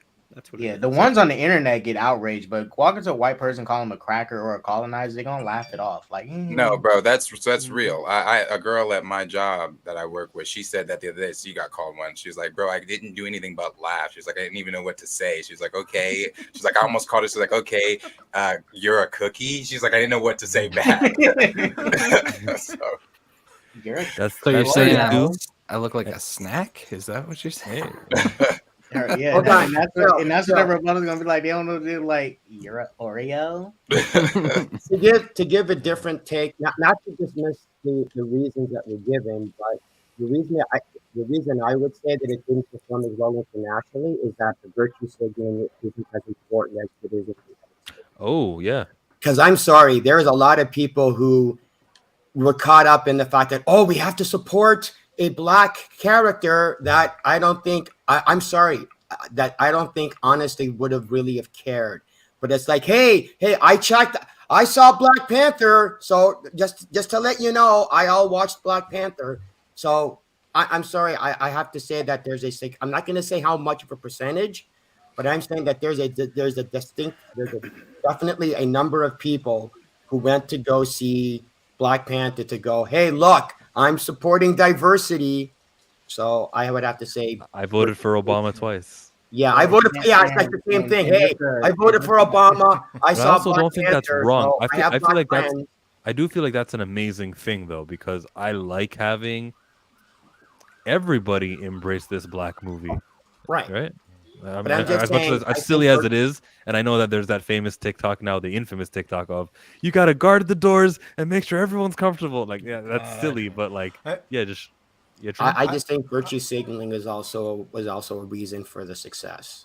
Right, which is what I'm thinking Eric is getting at, because that's really what it is. I mean, sure, that's something that you see once you're in the movie, but there's also word of mouth. When it comes to things like that, and people know what's going on. So I would say it's definitely something that does affect the box office overseas or really anywhere, because regardless of whether you know somebody that feels sensitive about that, there's a lot of people that feel sensitive about that kind of stuff. So I think definitely. I guess we could see this right here. Question as like, is one of the most hold that thought aggressively. Hold that thought for a second. I want to show the screen here where it's domestically right now. 56% of the box office is coming from America and Canada, and that's low. That's supposed. I mean, it's high. It's supposed to be like there's so many international dollars coming in, where the domestic is only a third of the total box office. That's how it was for all those big movies like Avengers. But something's happening with Wakanda Forever, and plus they just updated this Friday. We know what's happening. These are estimates. And so far, it's minus 78%, which is bad. But let's wait, I guess, until the end of the weekend before we can jump, because estimates are not what I want to react to. I actually haven't reacted to any of this box office stuff, and I plan to, but I gotta know the answer. It's at 425 right now. and that's poor. So go ahead, aggressively relaxing. Start from the top. Oh yeah, just that we could frame this question correctly, which is like, how could the one of the most successful films of all time have done better? Yeah. I'm not ignoring that. I'm not ignoring that. But I want to recognize, though, why the movie did so well. The domestic audience, meaning the black people who don't really tune into this, they all knew they had to see this cultural event, this phenomenon. They rented out theaters. They invited people, kids. I myself, I'm not going to tell you. Like, I didn't go alone. Like, this was a moment, you know? And because of that, that's why the domestic box office did what it did. Brie Larson bought tickets I think for that's him. also an important factor too. It's that, like, there are a lot. Like, what was it, Passion of the Christ or whatever. That was the one religious movie where you had where you had churches literally buying out theaters to have it so that it would make money and be popular. So, yeah, churches going to Wakanda forever. I mean, They also the first had block. Brie a Larson bought 'em really all just tickets. unusually charismatic lead in that film. You talking about Passion or are you talking about Black Panther? Black Panther. He's about Chad. Yeah, I mean, I like I said before, I coach AAU basketball, and I have two teams a part of that are a part of a program, and that we rented out a theater for the program. Yeah. So it was it was a Same. movement. It was a movement. Same. Yeah. See every part of that freaking country, the domestic box office. There was stories like that all over the place. You coach a AAU though, D-Real? No. Organization that I work with, we rented out a theater, and we got a bus, and we took the neighborhood youth, the urban youth, to see. There's Yeah, urban there are youth in- urban youth in there's Alaska. there's urban youth in Alaska. Yeah, we took them to see Black Panther, and just the thought process that goes into that, and seeing young people how they receive it, and there was just like this big Q&A afterwards, and folks were asking me questions, and I got to show off my comic book knowledge and that kind of a thing. So it was that was a cathartic experience. Yeah, edutainment. Yeah. But did you really expect the same sort of movement for the second movie too? Oh, no, God, I did not. No. Okay, so that's what I was gonna say. Let's not all pretend like we're not aware of the reasons why. Right? Yeah, I was just saying that there's more than just one. That's all. Yeah, like Wakanda Forever. Ain't nobody like you don't. I didn't see any articles or no news outlets saying, "Hey, this church here or this basketball organization is renting out theaters for Wakanda Forever." I saw that stuff for Black Panther. I was following that stuff. People was like really taking it serious. I saw that GIF of that boy dancing on the top of the desk. Yeah. And then remember, and another thing I have to mention too. I'm not sure if everyone remembers it. Remember that boy that was reenacting M'Baku's entrance into the movie? No. Yes, I remember. I know what you're talking about. I remember the little kid doing Tony Montana. I'm not seeing that stuff for Wakanda Forever. Okay. I'm not seeing people react to it like that. Like, it was a little kid that literally reenacted M'Baku's whole dialogue from his entrance down to the entrance. Oh, really? Like, he reenacted the whole freaking thing, line for line. If you can find it, and then we'll watch it at the end of the stream, because we're at the final question, 33, and we'll start with you, B-Real, with D-Real. How many mutants would you like to see in Deadpool? Enough that they do not take away from Deadpool, but maybe one or two that you could introduce and say, "Oh, I've been waiting to see him," or "I've been waiting to see him." So if I got to put a number on it, 3, 4. Okay, it sounds like you know that supporting characters have a role in a movie, and they're definitely not the lead. Scotty from Hawks Holocrons, how many mutants would you like to see in Deadpool? More than a handful, I would say. Wolverine being a big part of it. I would like to see other X-Men from his franchise potentially show up. I think it would be cool if they picked up Deadpool 3, where he's hopping through the multiverse and he meets that younger version of Logan. It should be that Logan that picks up with him and goes and is now, because we know future Logan is dead, but I'm excited to see what they're going to do and how they make it all work. You guys hear that? That's me. Sounds like that SpongeBob song. Yeah. Yeah, jaded fanboy. How many mutants you want to see in Deadpool? Well, that's weird because if they're going to have access to the mutant library and it's Deadpool, I want to see like dozens of all these cameos in the background. I want to see the Morlocks in the background. I want to see, the Brotherhood of Evil and all their various incarnations. Even if they're just, walking down the street, there's a shot of Deadpool, walking across the street, and you got the Morlocks, drinking, eating McDonald's or something. I would love to see like a dozen or so, even if they're just cameos. Like you got the mutants, your Deadpool, go nuts. That's what I would like to see. Yeah, I was gonna say they don't have to. They already got the Juggernaut. I'm good, but the Juggernaut's not technically a mutant. So Diesel says Pixie is irrelevant. Man, they were pushing her hard during those San Francisco days. I guess she is irrelevant though. At least 7, says Gray. Okay. I'm gonna say 3. Give me Deadpool and then give me Logan, X-23. Who else do I want? Maybe Scott Deadpool Summers. Technically a mutant? No, Deadpool's technically not a mutant though. I was gonna say he's not technically a mutant. Okay. We definitely want Frazier back as Beast. Really? He wants to. He's kind of old by now. I guess wouldn't really. He was pretty good. I do agree with 3 mutants though. Wolverine, Professor Xavier, and Magneto. Because this time, instead of them reaching out to him, he's reaching out to them. I want to see all of them, and if I can't see all of them, I want to see Gambit get the X-Force treatment from Deadpool 2. Hater. Treatment. Hater.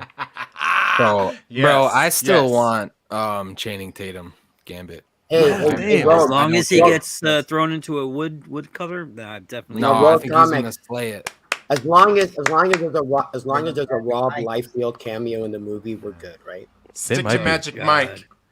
Letting Tatum show up would be. I agree with Scotty. Yeah, I agree with Scotty on the Channing Tatum because he was passionate about that. Like he was hurt. He was hurt when he didn't get to do that. That's what I'm saying. And you can't tell me he doesn't look exactly like him. Yeah, I will. This is a hill I will die on. He would play that role. I'm right there with you. He would play it well. And that's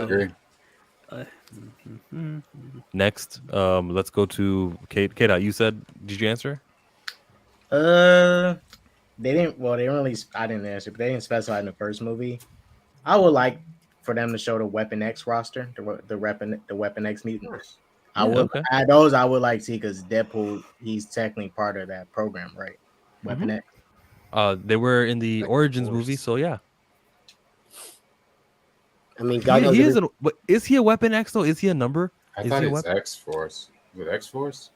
No, X-Force is Weapon X is what? He's a Weapon X was Wolverine because he was the 10th one. But I think they initially called it the Weapon X program, and then they also they eventually called it Weapons Plus. So take your pick. So yeah, I like to see them show the Weapon X mutants in Deadpool 3. I think that actually the movie should be Deadpool and Wolverine versus Weapon X program. They're going after Stryker. I like that. That'd be dope. Or Halle Berry Storm. Yeah, and another reason why Cap I should was pick one. up Absolutely the not. end of that movie. I need another Storm. Played by Angela Bassett. I love Halle Berry, but not a Storm. No, you know what we need? We need a young 6-year-old Storm, so that way she can age with the child. Stop it. This new Black Adam movie takes place in Halle Berry Catwoman's universe, I think. Oh no, the X babies. You can have her as part of the X babies, so that way she'll be a little bit younger, and the child will still be a little bit older. So you can use James Gunn can direct that. X babies, and you have that Storm. There you go. So we need Mojo and Longshot. I'm sorry, but I said James Gunn can direct that, and nobody laughed. Who? Man, you're James still not laughing. Gunn bringing back Catwoman. All right, that was the final question. Did everybody go? Did everyone get the answer? This one about how many mutants we want to see in Deadpool? I don't really have a preference on a number. I just want to see Deadpool in the MCU rated R. Being able to there's no limitations to what Ryan Reynolds can do. So that's the most I'm excited for. Let's play this vid. Power of the Black Panther.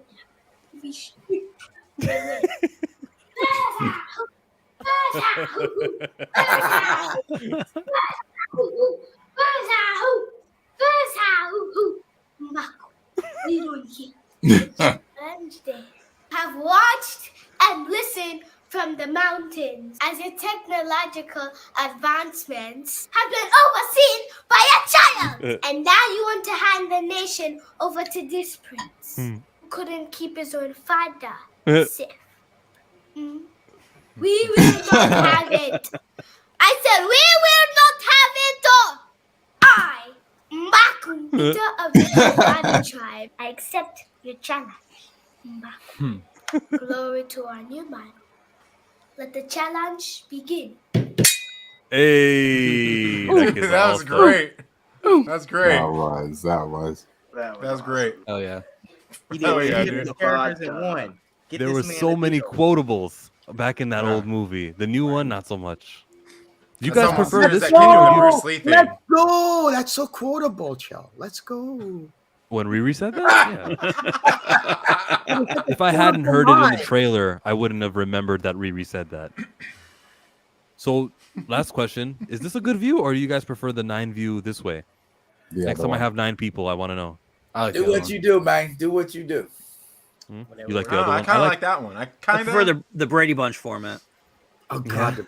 I was going to say the Hollywood Squares. Hollywood Squares. Yeah. All right. Everyone talk about D-Real. Tell them who you are and where they can find you.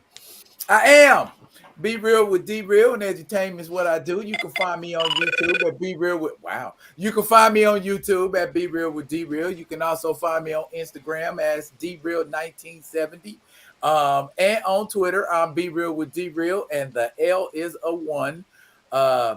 My videos usually deal with something about Black representation in one shape or form or another. Definitely tons of videos about the Black Panther and T'Challa and fun stuff. And I like action figures.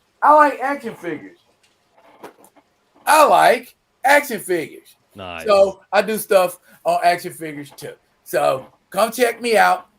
Comment, like, subscribe, and share the Be Real with D-Real page. And if we're feeling Star Warsy, where do we go?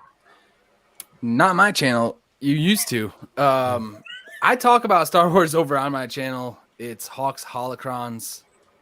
I game primarily there, but I'm hyped about Star Wars. We talk about all the nerdy stuff. I might be biased a little bit towards Star Wars, but I also have links on my YouTube. So if you guys are over there and you want to check out, like, I'm a collector of crystals, semi-precious minerals, and I have a shop. So appreciate any views on that. Hawks Holocrons. And if you hate yourself, go to the YouTube channel. If you want to know how the TV shows and the movies you love suck, I'll let you know. Don't worry. That's pretty much my channel. The next one is Michael from Rogue Comics. Same thing with Scotty. You game, don't you? It's just Fortnite. I tried that multiverses or whatever. I wasn't feeling it.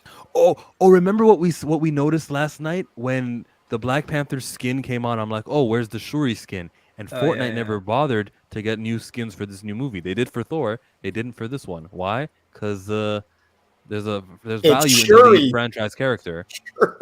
Well, maybe they no.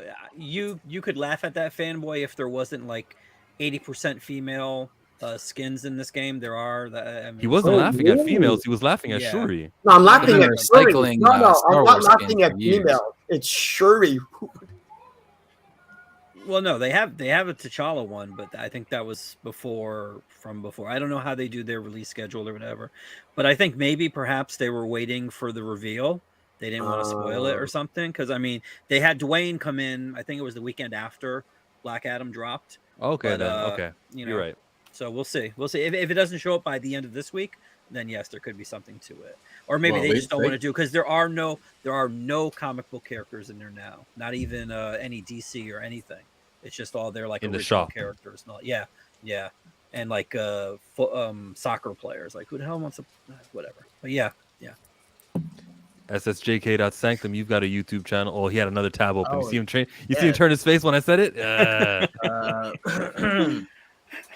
I might possibly be game streams today. I definitely got my Stargirl season 3 episode 10 review coming. Be on the lookout for that. It's dropping today. Gotta record it, but it will be dropping today. Appreciate it. The last, or we got 2 more. Trinity from 2nd Street Marvel. Where can we find you? You can find me here on YouTube at 2nd Street Marvel, Twitter, anywhere else. Talking about comic books, movies, maybe even you, maybe even your mom. It's hard to say sometimes. We'll be doing the Trailer Park Live a little bit later today, and I don't know, I'll be flapping my gums about something, probably talking about how ridiculous people like to be on the internet. That tends to happen. We got Deshaun from the YouTube channel Planet Fanatics.